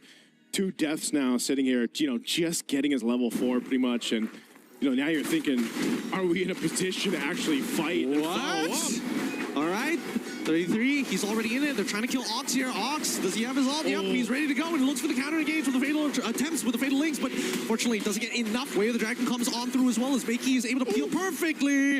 And guess who gets a, oh no, unfortunately, unable to trade. I thought Bayan was going to at least steal an assist there, but it's going to be a 2-for-1 trade in favor of the Mongols. Man, ZXORA threading the needle, staying alive in the Harara here.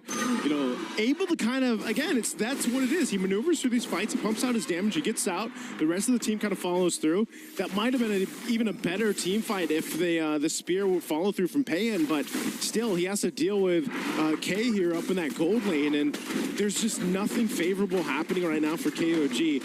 This turtle is going to be secured by the Mongols. You know, ZXORA hasn't even gone back to base. He's just got control of things and will make it happen mid lane. Oh, the fatal links pulls in Kaizen, forced to use the heavy spin. Makey almost getting about 5 stacks, but doesn't get the pull. And now we see that Nile has to take the damage from it. KS Ox is going for the deadpan, knocks him away by some time, but he still loses his support. He missed out that tempo, and now that should be technically tier 1 breaking if Mongols keep committing to this top side. Man, Gideon, ZXORA has figured out to make Harara work the best, I would say, so far that we've seen today. It seems to be very clean with the way the team is supporting him as well. And they're just winning across the board. I mean, that lane up top, gold lane is going to be favored now.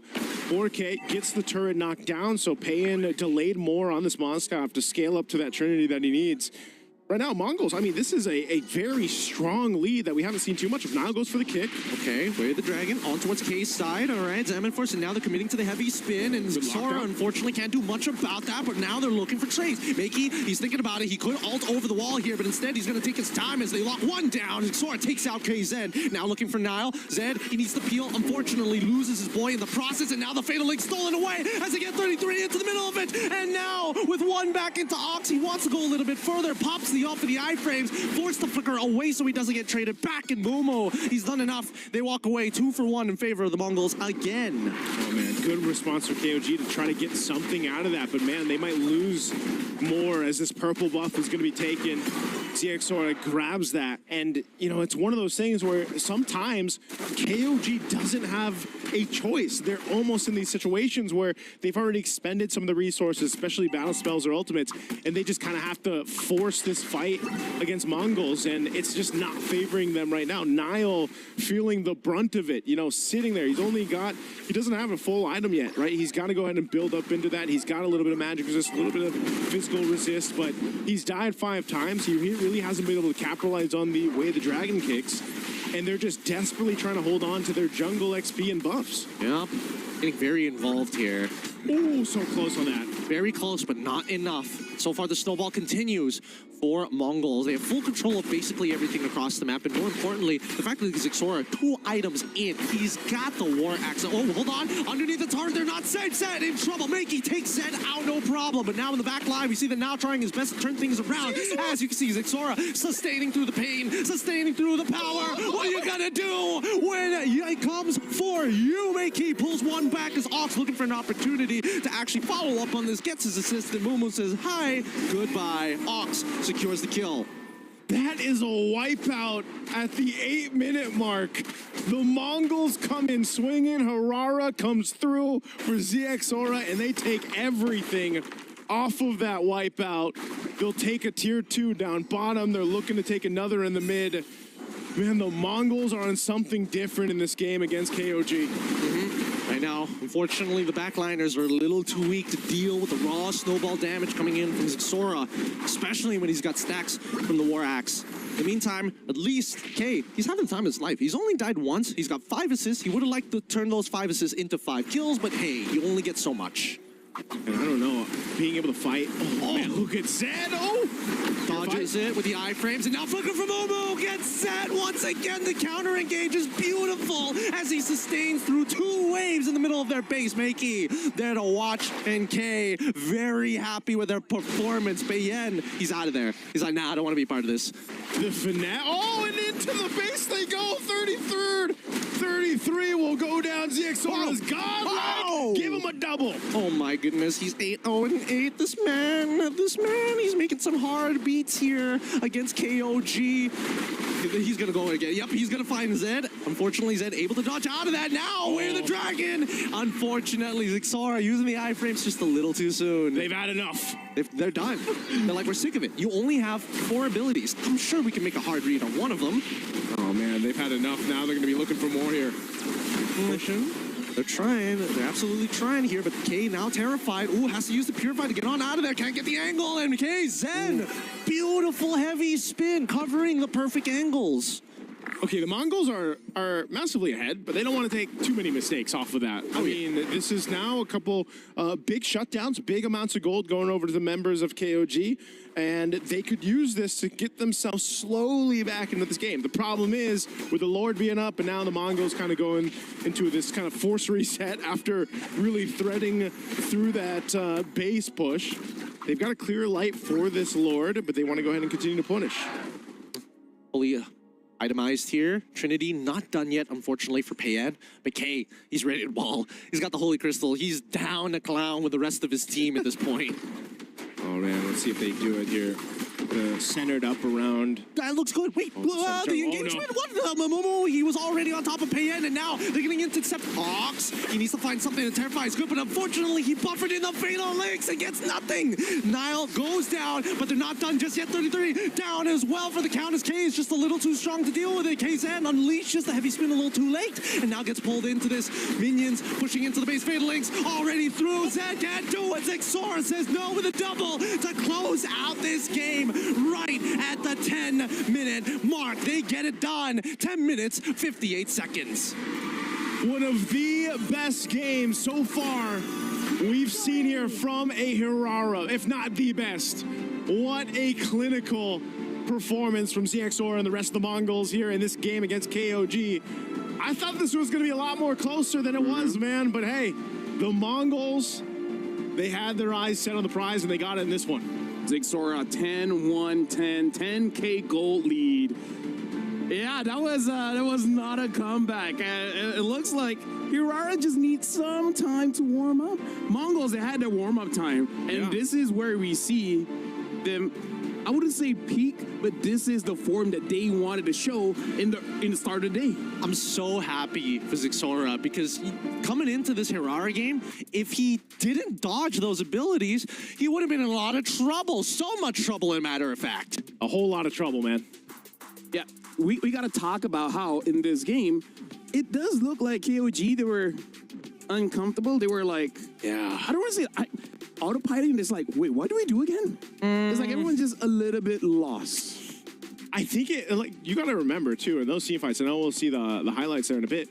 Dude, they were fighting them between tier 1, tier 2, and ZXOR was between tier 2 and tier 3. No, that's why I kind of feel like having two CC heroes in mid, just to give Hirara the time and space to deal damage, because level 2 having 4 skills, you eventually have enough to kill someone. Yeah, no, it was pretty crazy because again, it's like you're comparing base damages to accessibility of skills. 4 skills compared to like the 50% extra base damage you see from people like KZen in the early stages of the game. But then you start to recognize that when you start adding people like Meiki, who makes it a lot more difficult and throws in more disruptions in your CC combo, it becomes a lot harder to execute. Yeah, looking at this too, it's just, they knew the game plan from start to finish. The Mongols were all over the map. They were able to go ahead and really punish Nile. And this is one of those games where it's like, this is what I was saying when we saw the Cho picked up earlier on. It was like, Cho usually struggles, right? It's really difficult for teams to make it work in the current meta. This was one of those examples. A lot of these fights happened in between these turrets. The Mongols could choose to fight wherever they wanted to. And so when you don't have when you don't have the space that you want to work with your team composition, because one of the biggest threats is ZXOR, but then on top of that you have Ox on the Atlas, the Fatal Links are there. There's so much. And then when you're thinking about, oh, we've handled them, here comes Mumu with the Gleam, with the Alice, able to go ahead and even put more pressure. So this is just, again, a showcase of the entire game. And, I mean, they're in the base, taking out bodies. I mean, well, what can I say? What can I say? Most people are a little uncomfortable dealing with Hirara. Like, it's hard to tell how far she can gap close, if I'm being perfectly honest with you. But also, that iframe, it's similar like to Lancelot, right? With Thorn Rose. Yes, it does damage, but it's always shocking when you see the iframe happen, and guess what? They're still max HP, and you're trying to figure out what happened there. Yeah.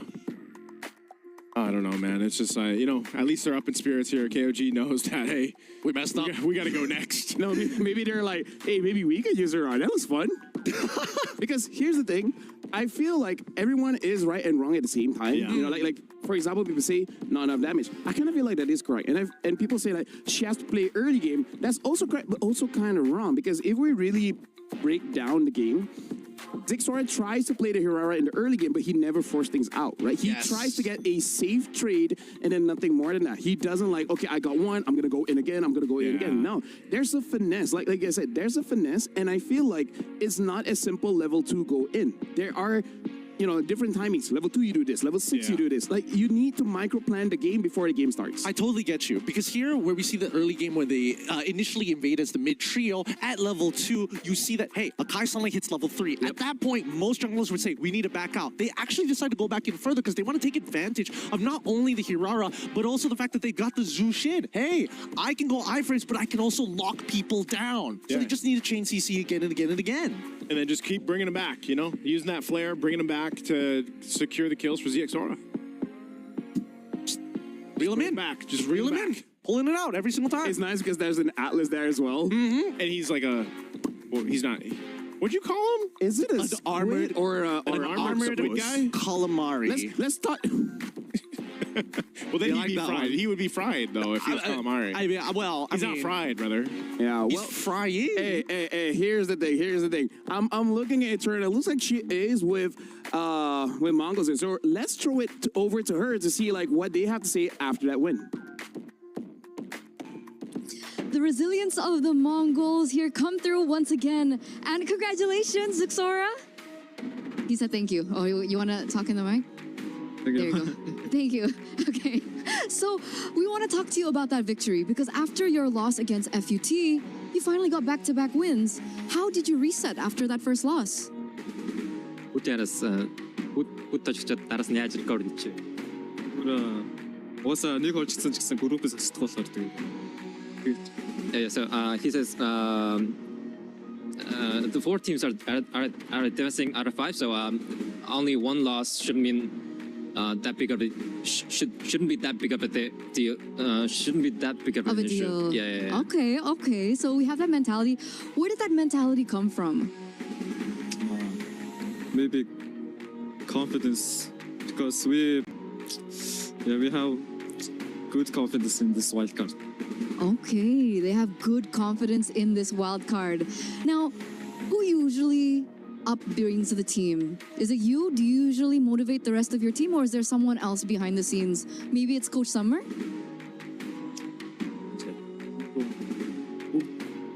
Яг тэгдэг хүн байхгүй тэгээд яг ингэ байдлаасаа юм уу тэгээд It's very situational. Everybody does their own things. So Okay. Who's the most lively in the team? yeah, it's two of us. Oh, it's two of you guys. All right. So I'm with the two most lively coming in from the Mongols. And, speaking of lively, again, we see another Hirara pick.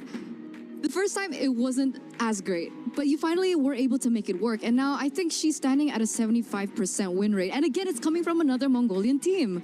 So is this a hero that's exclusively for you guys, or where did it come from? Could you talk to us more about the Hirara pick? Hirara болохоор яг эхний гейм дээр болохоор яатсан маань. Эхний гейм дээр нөгөө жоохон дасаагүй гэх юм утсан дээрээ дасаагүй тэгээд скиллээ жоохон алдаад суурсан. Тэгээд ер нь бол Hirarаг би сайн пик гэж бодож байна. Okay, so he says the very first game that we lost, we were adapting to our phones to the hero itself. So we were adapting. That's why we lost. But we still think Hero is a very strong pick. Okay, so we have a little bit of a mixed opinion here. I think some players think that Hirara is only strong in ranked. Do you agree with that? Or like, nah, she is strong? No, I don't agree with that. Okay. She's strong. She is strong. Okay. So maybe do you have any tips to play the Hirara? Maybe for the rank public out there? You need to save your passive skill and just kite the enemy. kite them. Yeah. Okay. Kiting, and you need to save their passive. Is that right? Okay. So once again, congratulations with that victory. Do you have anything else you want to, share to the audience maybe? Thank you for supporting us. Yeah, we will make it to main stage. Yeah, thank you. Okay, and we're waiting for you guys to make it to the main stage. Once again, congratulations, because we're going to throw it over back to our casters because we do still have one more best of one. Thank you very much, Eterna, as well as Xora and Summer. Another tip, kind of a small thing, if you want to play Hirara, you can go to the settings and actually make the first skill and second skill bigger and closer, so that it's less time for you to this. Yeah. I bought the hero, I tried her, and I said, no, it's not for me. I'm just not good with two abilities. I don't understand this. This is the dedicated show player, and he's just like, 2 buttons. That's too much for me. Too much for me. Try a Hirara roll. You know what? I haven't tried that. That doesn't sound like a half bad idea. Because it is an actual thing happening, and people are getting success. I should try it. Speaking of success, congratulations to Mongols for winning that one. We're going for a break. After this is going to be the final best of one here in the Wildcards for day one. Tomorrow we do have more 8 games, but for now, going to a break. We'll see you guys after the break.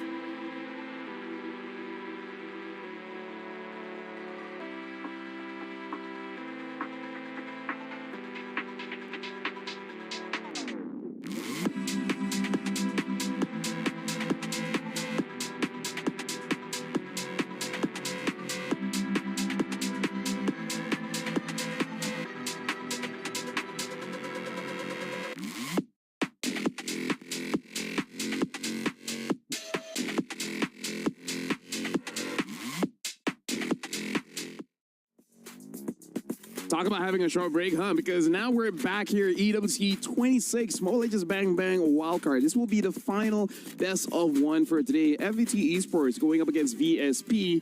Hopefully they recovered from the unfortunate loss we had earlier. My name is Fel. Alongside me is Gideon as well as Naisu. And I hope no football gets over to my face. Hey, don't worry. It's not going to connect. But so far, based on what we've seen in today's games, I don't know. Some people come in with a bicycle kick and take the game out from under people's feet. I had to take a look at what you're talking about with the football, man. Yep. Hey, I used to be a football player. I used to call it soccer, too. Yeah. I don't anymore. Thank God. All Asians out there. Yeah. Woo! We win. Finally. So, let's talk about how JM should be super excited just because he sees an opportunity. You know, he's a good player. But again, a motto that we live by, just because you can doesn't mean you should. Well, true, but at the same time, somebody's got to, it's going to sound bad, but somebody's got to leash him a little bit. They're going to be like, attack now. JM. Yeah, because it's not like JM is making bad plays. It's just that the coordination isn't there. So he needs somebody to be like, talk to his team. Yeah, Like, signal them. Do you have enough stacks on the clock to get the damage done? It's like, you know those games when you're using the manual communication buttons? Yeah. Maybe even that. Well, technically, MLBB has that too, Maybe we need to get more specific. What do they call it? Command lines or something like that? Communication wheel. Maybe change the language from like Japanese to actually English, because isn't there Japanese ones? Yeah, there are. They're actually, I would say, are arguably the best voice pack that we have. That's the ones I use. You know what would be interesting? Instead of separating by language only, separate it by your generation. What do you mean? Like, for example, yes. Instead of attack the Lord. How would it sound like if it's like Gen Z? I don't even start. Yes, I want to. What is your Gen Z? Attack the Lord. I don't know. I think I need to feed the fire. No. Stop it. What is the Gen Z attack the Lord? It's not going to make you any younger, even if you do say it. I'm just going to put that out there as you think about it. Because so far, I mean, based on what we've seen from the younger generation of FT. If you're signal to attack, right? Put it right in the bag, y'all. Dude, I might use that the wrong way. That's a millennial thing. Yeah, that's millennials. You're one generation off. Yeah. Oh, well, good try. We'll workshop it. We'll workshop it. As Gideon was saying. Yeah, no, I think we're not the right generation to do this. I think that, a couple of millennials here on the side of VSG and even FT both are kind of understanding the scenario that they're starting to put themselves in, right? Both of which have gotten decently close at actually securing some pretty good games for themselves. However, I think that VSG right now is probably the ones who is like, let's end today good. We need that strong force coming into day number 2. What I would like to see is VSG do what they did in the previous match, where they started off strong and then stay that way, and clean up the mistakes, man. Like, you have to at this point. Again, day one's about to end, and already these things are falling into place for the wild card, right? This is why we talk about how important it is, how brutal it is for these best of ones. And I like the way that they controlled the early game. I like the way that they went through the mid game, but then it was just like, man, what's going on late game for them? I think that is the cornerstone of making VSG have this winning moment against this matchup here specifically. Yeah. Something that I would say a lot of casters have brought this upon when teams do this, which is they're being a bit undisciplined, right? And comes to the question, what do you mean by being undisciplined? Yeah. Meaning to say that you're not waiting for the rest of your team to have the cooldowns necessary for you to launch a coordinated attack. It looks like I'm ready, you guys better be ready when I go in. And then you go in, and then the team is like, we are not ready. This is not good positioning. This is not the good map placement, and we just don't have the item cooldowns. As I like to call it, some of the people out there will get this. It's very Leroy Jenkins. Yeah, very Leroy Jenkins. Very Leroy Jenkins. I love it. I love it. Because again, I think that a lot of teams actually experience this in many different ways, but the important thing is they have to talk to each other. If you're doing things without saying anything to people, the onus is on you to make sure that it works. Yeah. And I feel like let's start with Lord dances, right? Like, yes, please, dear God. Like try to establish a simple game plan. Like, Do we want to bait things out first? Do we want to pick off someone first? Does that work for the Turtles, though, too? Like, early on? I feel like early on, VSP has got it quite well. Yeah. It's during those lower takes that they start...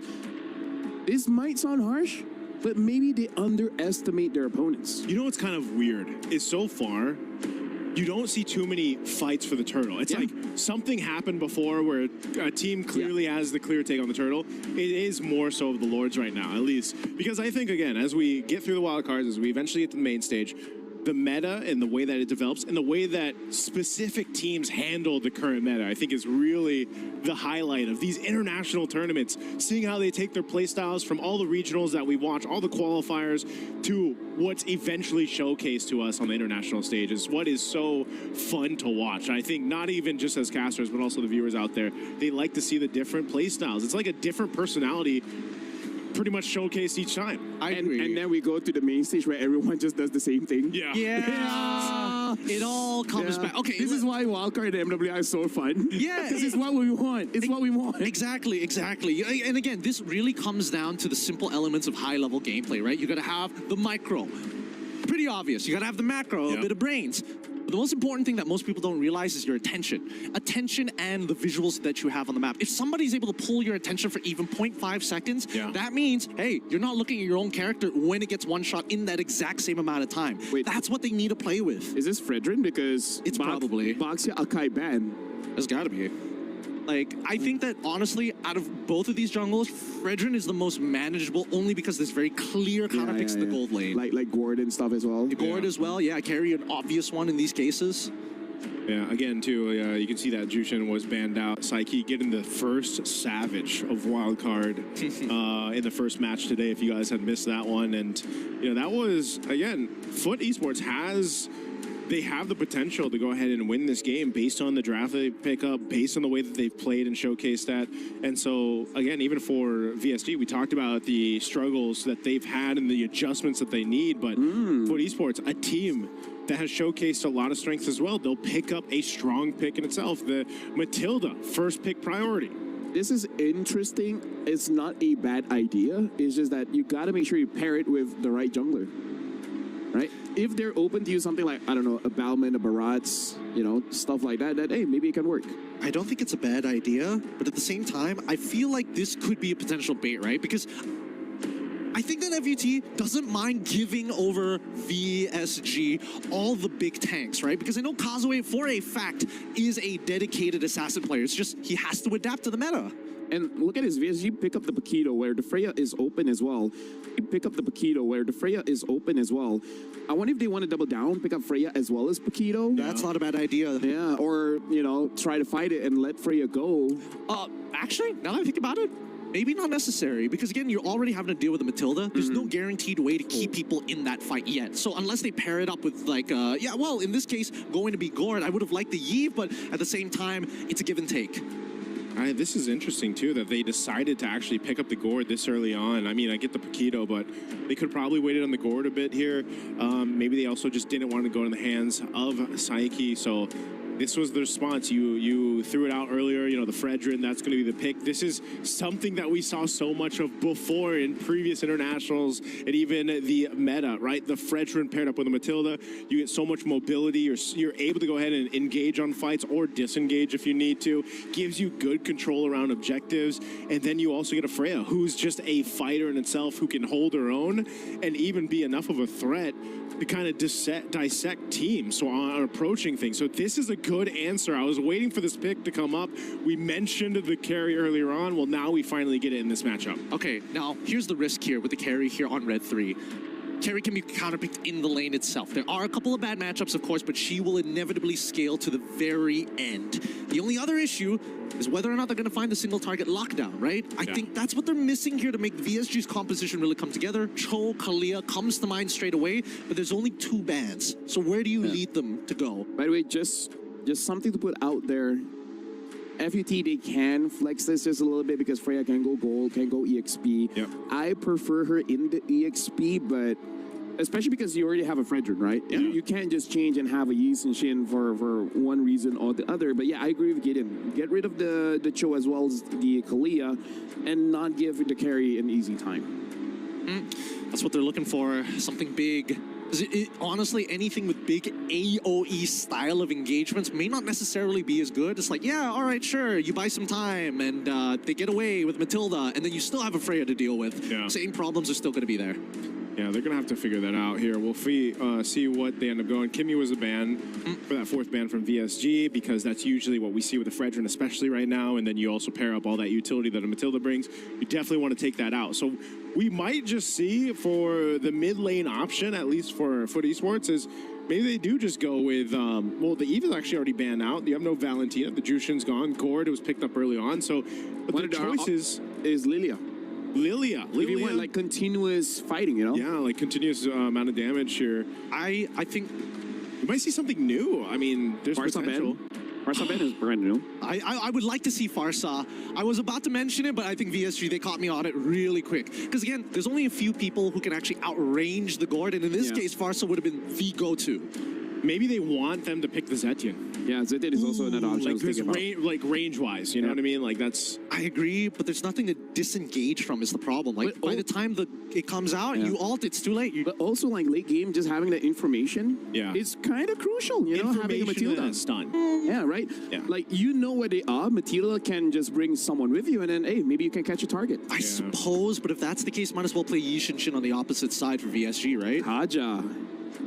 Now that's very interesting, but this does leave Kalia as well as the Cho open. But yeah, those Boro had a pretty good Cho game. Let's put it that way. He had a pretty good Cho game. Yeah. Like the loss wasn't his fault. I would say it wasn't his fault. Oh no. Oh no. Here, Red 4, most important pick. We got to see something here. I feel like it's okay to pick up the Cho and then let your jungler be the surprise factor, you know? Unless, well, now that Alice is kind of out of the question, then yeah, I think that's fair. That's fair. Minotaur. Okay. Actually, I like it.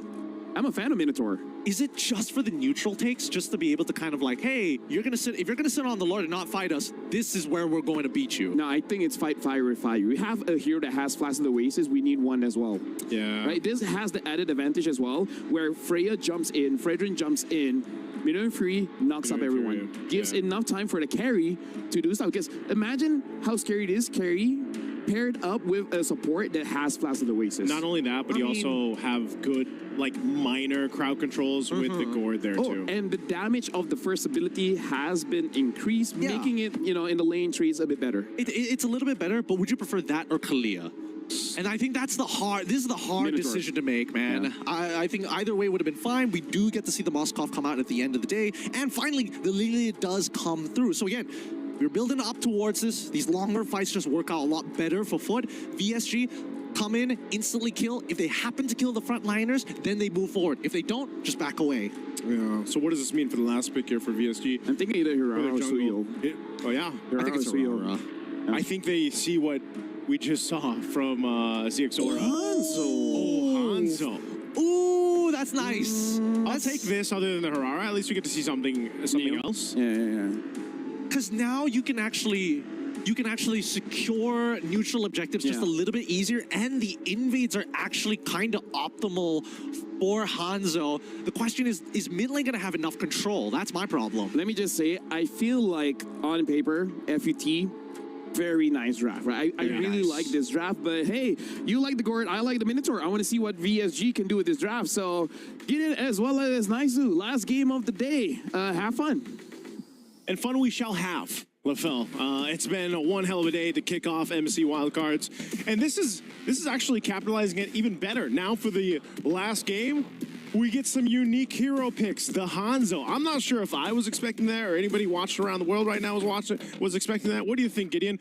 Is the Hanzo enough of a mix-up? Plus, I mean, even the Minotaur. Like, there's a lot of mix-up here for VSG. Yeah, the Minotaur I'm a little more, like, confused about because I thought a more straightforward plan would have made a lot more sense. But in this particular case, I think that the Hanzo has been very interestingly suited for the meta. And I would have said that about Yi Shin as well, right? Because it's a battle of not only information, but how many camps can you actually take away from your opponents. And Hanzo is just one of those heroes that are especially good at walking into your jungle, taking away your money and walking away.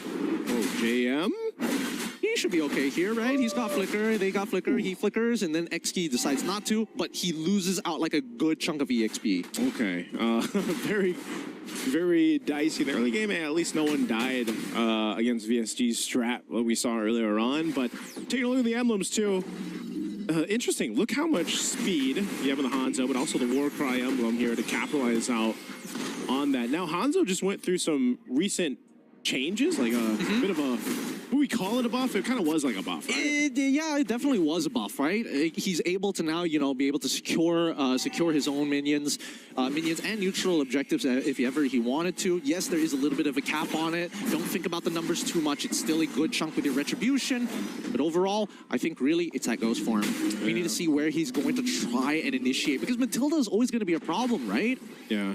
He does hit level 4 rather quickly from Arteezy, but again, that's to be expected, especially with the speed of this Hanzo ability to jungle. We'll see if he actually tries to make a play here on RX. They've got the setup potential here. Oh, yeah.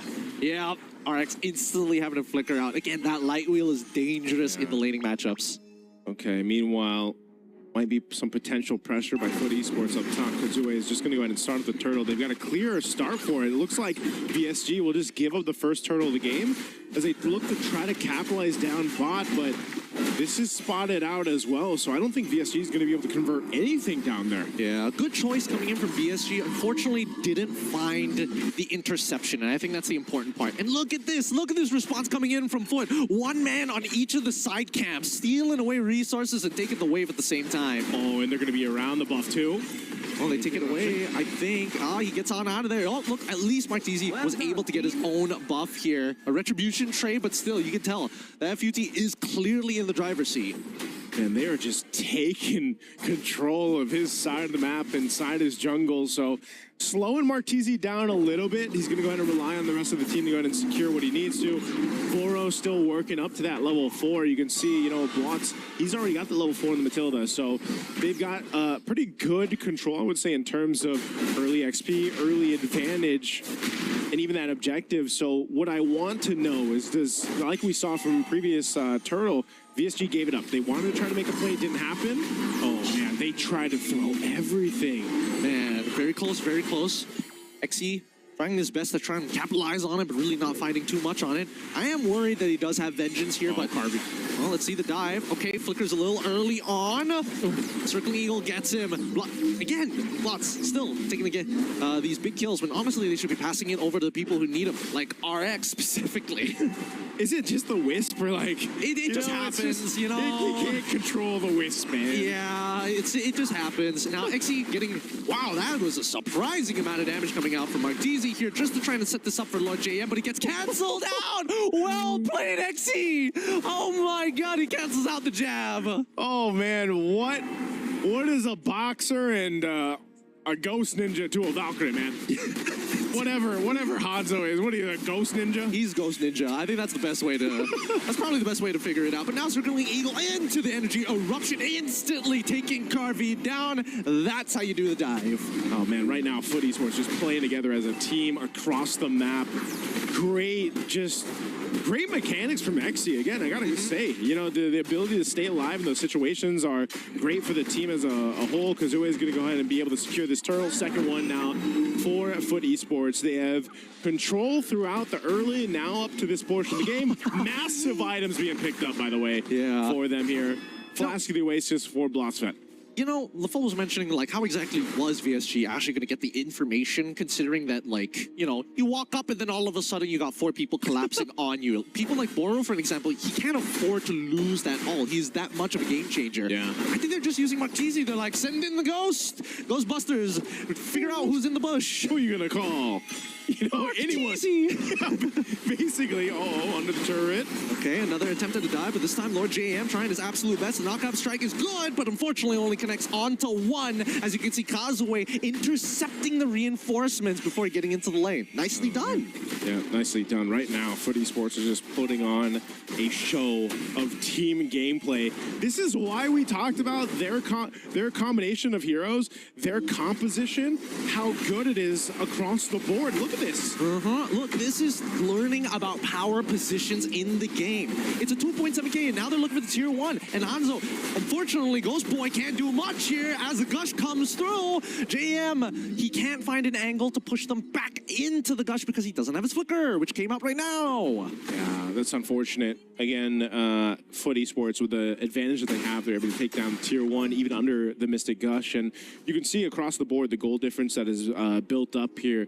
Martese just slightly ahead because he's a Hanzo versus a Fredrin. That's really nothing to talk about there. And it's just you see even Boro on the Minotaur. I'm glad to see the Minotaur come through. But against the Matilda, the amount of value that a Matilda brings to a composition just outweighs, it outscales what a Minotaur can do, at least for now. Maybe if they get to a late game, there's potential for Boro to make a big play, but it's just too much. You almost have too much mobility around these centerpieces, around these team fights, that VSG is left standing, and they don't really know what to do against it. Yeah, and that's why I kind of disagreed initially with the Minotaur pick. I think I would have liked Khalil a lot better because, again, it's like a util base. You're able to help out your main win condition anyways. But now, let's see how this plays out, because so far, Foot has been walking into enemy territory and planting that flag saying, this is ours, thank you very much. Yeah, this is, right now for VSG, Foot Esports, it's like the people you can't get out of your house, man. You know, you're ready for bed. You know, you're ready to get out, and they just won't leave. Yeah. Gosh, these homeless somehow keep getting in here somehow. I don't know how they get in my house. Why is my door open? Why is my door open? That's the jungle, man. It's not even broken walls. Yeah, it's true. Oh, it is broken walls. I have multiple doors open. Hey, guys. This window is not protecting me from the elements. Well, maybe if you get the walls around the windows, that'd be great. So far, Foot has been doing whatever they want. In these past 7 minutes, BSG has just been taking belt to bare bottom, and now they're dropping down their ult too, just to make sure that he can't get over to the Holy Shielding. Psyche in trouble. Black Shoes out of there. Yeah, Black Shoes keeping alive through that gush. BSG losing the tier 2. Down in the mid, they lost it across the board. They still on base turrets. Martese, though, spotted out. Yeah, he should be fine. Yeah, he gets away. Dude, Xe, he's playing as if he's Yuzong right now. It's just 2 quadrants of the map, that's mine. Yep, he's controlled so much of this map. The shield's gonna pop here, the holy defense now for VSG, so. And, you know, you still got 30 seconds for this lore to come up, and I feel like Foot Esports is like, yeah, we can get these shields. We might as well get them down before we go for this lord here. You know, surprisingly, that it's been 8 minutes. Whoa, Xe. Whoa, okay. Does he die here? Does he turn into a 4? Oh, nope, still 3-0. It is a... Oh, wait. Yeah? This is the moment. I mean, he's got vengeance. He's going to pop it soon. But again, the damage here... Oh! Oh, my goodness. He needed to wait just a little bit longer. If the vengeance timed out, I think he would have gotten the kill there. Dude, at this point, VSG needs like a god of war to go against this Valkyrie because it's just too much. Lord is up. Oh, JM. Good flicker coming in from RX. Good respect. JM tried to go for the assassination, doesn't find it on top of Psyche, but again, Martese, like nobody can give him the space to auto attack except for Boro. Yeah, Lord easily going to go over the hands of Foot Esports. They've controlled this game up to this point throughout it all. VSG scrambling across the map to see what they can take. Again, when you look at their composition, what they're capable of doing, let's think about the base defense here now for VSG, because that's where they're going to find themselves. You know, utilizing a Minotaur, plus you got the Gourd. There is potential there to stall out this game, stall out that push from Foot Esports, where you're allowed to give Carvey that time to build up. You're allowed to go in and shred through some of these members of Foot Esports. The problem about that is, where does JM come into this picture? I think even for the Paquito, you still have to start to think, is he actually going to be able to be enough of a threat, towards that back line? Who's he even go for? Because the problem, again, having Matilda, and this was picked up early on in the draft, it was priority, you have so much ways to get in and out of the fights. And that is a big obstacle that VSG has to overcome when they approach these, even on a base defense, because it's like you can expend so much, you can commit so much of your kit, your resources, but if it doesn't capitalize kills, then you're just left there, you know, footing around the base here against Foot Esports. I agree. I think right now, Lord JM, especially since now we're getting past like the mid game here, he does like good damage to Psyche. He forces out that Black Shoes early on, and now he has to play D, right? He's got to make sure to use that knock-up strike to peel for Carvey. And again, somebody's got to deal with that Lord now rather than later. Okay, they want this push down the mid, and Kazue is just there with the Lord. That's illegal. Kazue should not be able to walk here. Yeah, finally, they started to capitalize on this situation, realizing that they're out of position and forcing them back with only one one missing inhibitor on the long lane. It's a little sad for VSG, but honestly not the end of the world. Yeah, it's not. This is what we were talking about. The composition does allow them to play good defense in the base. They want to hold on to this base turret. Oh, okay. XE trying his best, forces out a flicker here. Martese going to lose his ghost form.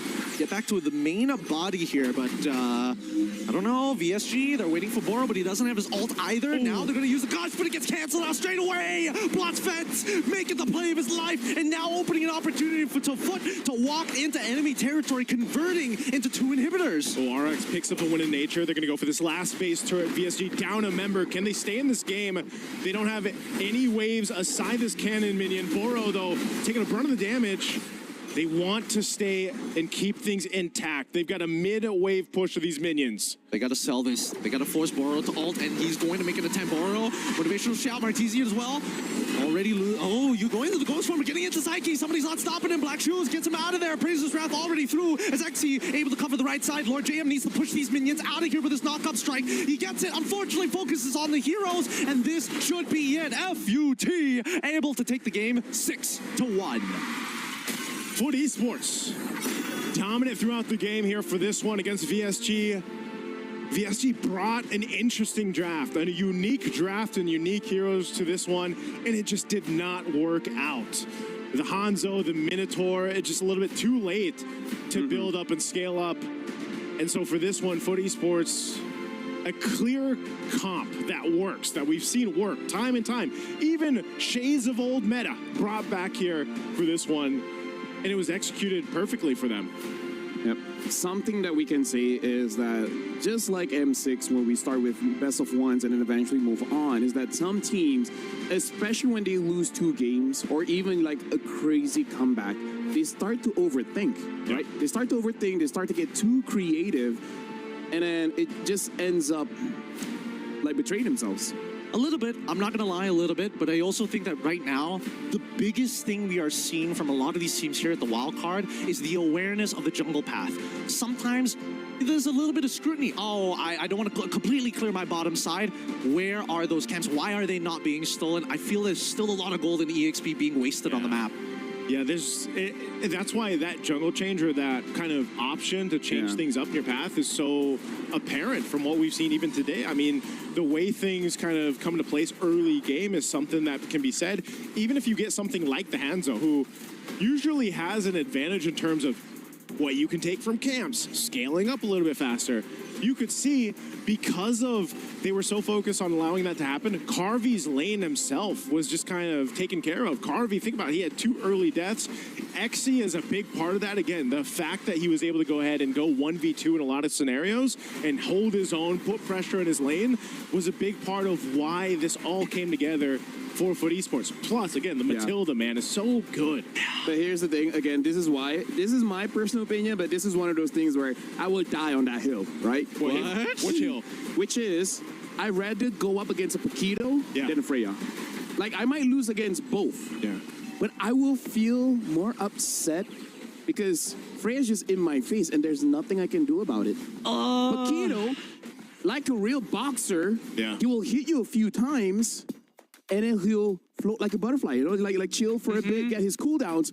Freya don't have no cooldowns. It's an illusion. Okay, I think that's a very fair argument here, right? It's and she can take vengeance because she has dashes. Yeah, like an quote-unquote infinite amount of dashes. But I get the idea. It's either you don't like being 100-0 or eventually slowly chipped away as you get chased down to your base. Both as sides a roamer, I rarely get 100-0, so it's like, it's not my problem. It's fine. And considering how Blotzfeld played this game on Matilda, like, it's a pretty good time to be a roamer right now. You've got some big impact to this game. I would just say being a roamer right now, and it has been the case for maybe the past like year or so, has been rather better than it has been in the past, man. I've really enjoyed back in my days. Back in my days, there's no such thing as roaming boots. Yeah. Back in my days, they had to change our items so many times. That's from the mask, the wooden mask, right? Before the mask, it was the bulwark. The bulwark. Ah, yes, right. yes. And then the thing is, when we had a good item, everyone used it. Yeah. 5 masks, remember that? 5 masks. You guys started it. Hey. That was kind of on y'all, to be fair. Hey, we think of some of the best things. Like 5 flame shots.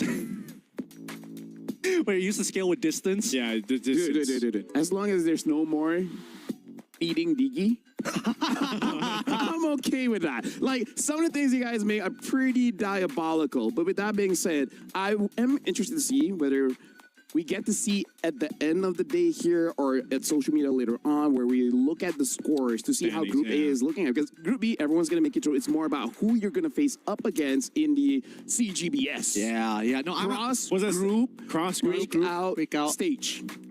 Yep, that's correct. That's correct. I'm going to leave that to you. Well, we're going to be looking at the brackets just to see like what everything has shaped up for today. But before that, we will be throwing over to an interview with Eterna. So let's check that out. Eterna here with Bloodspat from Foot Esports. Wow, congratulations on another victory here in the Best of Ones. Bugün Best of One'da ikinci galibiyetinizi aldınız. Nasıl hissediyorsun diye soruyor. Abi güzel hissediyorum. Şu an çalıştığımızın emeğini aldığımızı hissediyorum. Gerçekten çok çalıştık zaten. Hani bir 2 aylık bir bootcamp sürecimiz oldu. Sabah akşam çalıştığımız için şu an onun ekmeğini yiyor olabiliriz yani şu an. Konuşamadım. Tamam değil mi? We were working for this tournament for like 2 months. We worked so hard for it, and like we are happy to see it's growth up like, and we can take the fruits of it. We definitely saw that. We definitely saw that in the back-to-back victory because the group that you're in currently is widely Death Foot. Sizin grubunuz ölüm grubu olarak değerlendiriyordu. Buradaki ölüm siz misiniz? Diyebiliriz. Yeah, we can say that. Okay. It's looking really great so far. And we gotta ask you, what's the secret to this Best of One? Best of One'larda bu kadar iyi ve rahat oynamanızın sırrı ne yani? Bir şey var mı diye soruyor. Daha önceden Best of One oynamadık. Yani biz de burada öğreniyoruz açıkçası. Öyle diyebilirim. Actually, we didn't play Best of One until now.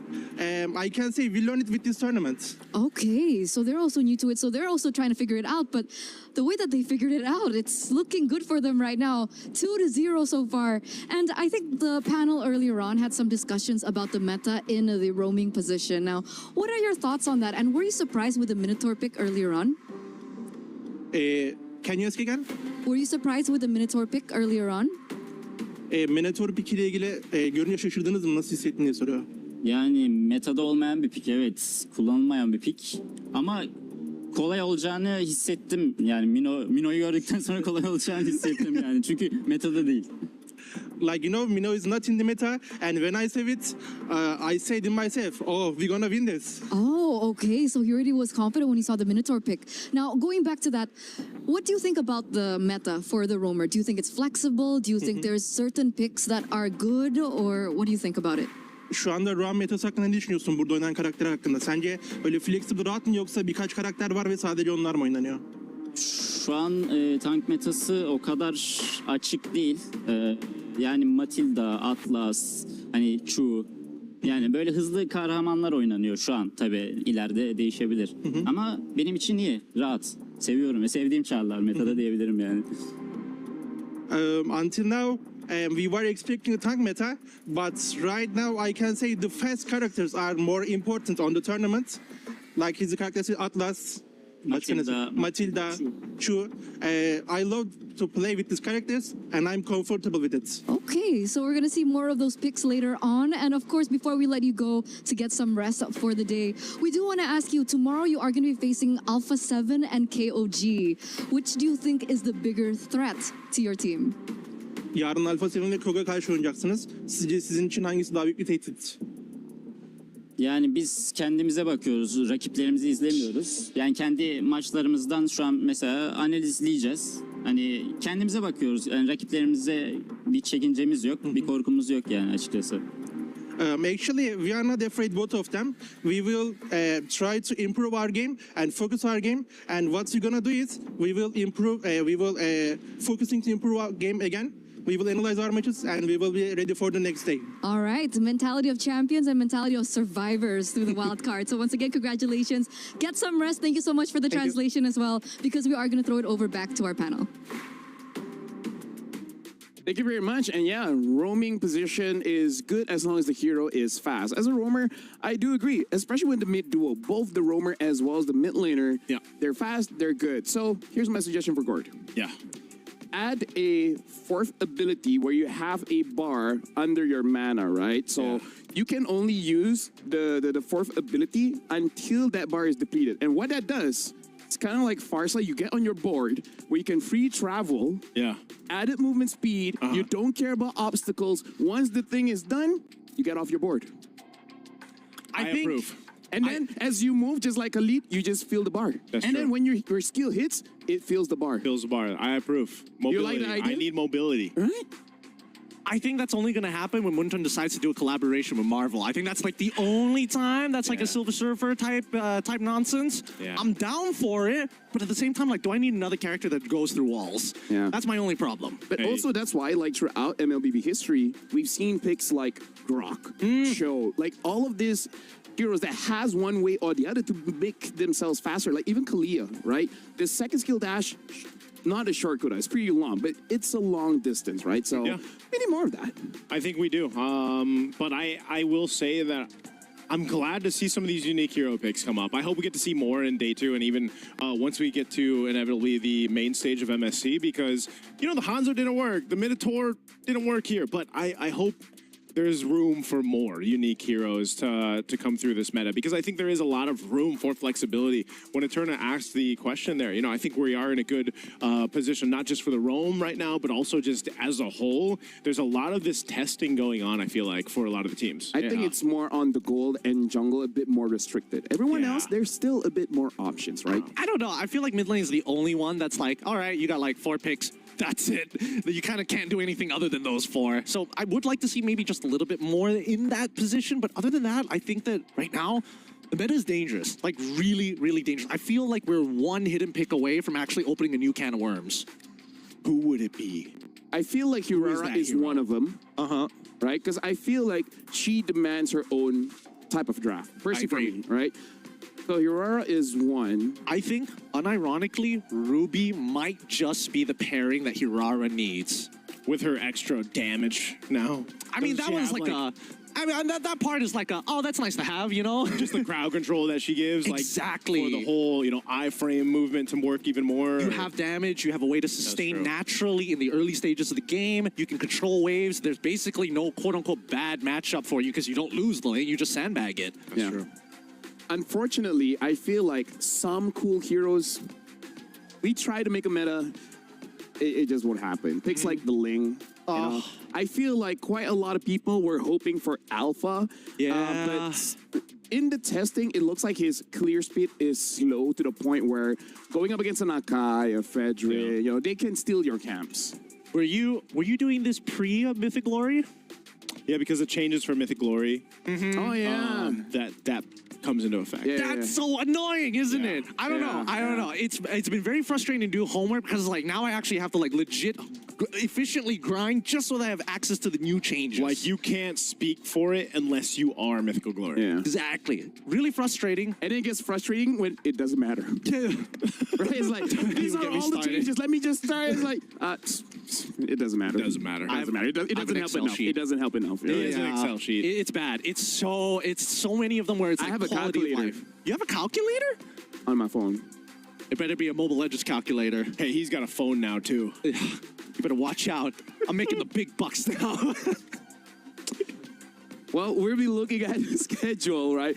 We're going to see for tomorrow. We do have 8 best of ones, and we'll see who'll be playing for tomorrow. We're starting off with Mongols going up against Alpha 7. Alpha 7 hasn't played today, so they will be starting off tomorrow against Mongols. Mongols started both days, by the way, and then Sunset Ravens against Nightmare Esports. Also hasn't played today. King of Gamers Clouds, KOG, Alpha 7, and then Uns Esports against Nightmare. So we're immediately like, okay, you guys missed day 1. Yeah. So how about we wrap it up very quickly? I mean, that's only the first set of games, right? We can look at the second set of games here, and it only gets worse. It's the same. Oh my goodness. They're gonna have to play so many Alpha 7. Poor guys. So many games to play in one day. Well, everything against Alpha 7, and then Nightmare Esports against Team Falcons Meta, BSG against Alpha 7, and KOG going up against FUT. I feel like you said Alpha 7 about almost 7 times. I think he said it about 4 times if we're being really picky. I'm just happy it's not Alpha 6-7. I want to walk into traffic man, now. by the way. 30s. What are we? 30s group, by the way? 30 gang. 30 gang. 30 gang. Yeah. Well, I know a lot of people were looking forward to seeing Alpha 7 play. They were actually looking for them today when the day kicked off. Well, now you get to see a whole bunch of them tomorrow. Yeah. Well, honestly, with that being said, today's games have been amazing, especially the first two that you guys handled. Amazing comeback victories coming in from the teams. But that's the end of the day. Thank you very much, Gideon, as well as Naisu, for handling the harder part of the casting job for today. You guys are the OGs. And with that being said, we're ending day one. So make sure you guys come back for tomorrow. We have more best of ones, 8 best of 1 actions. After that, it's going to be best of 3. So enjoy the highlights as we go to the end of the show. We'll see you guys tomorrow.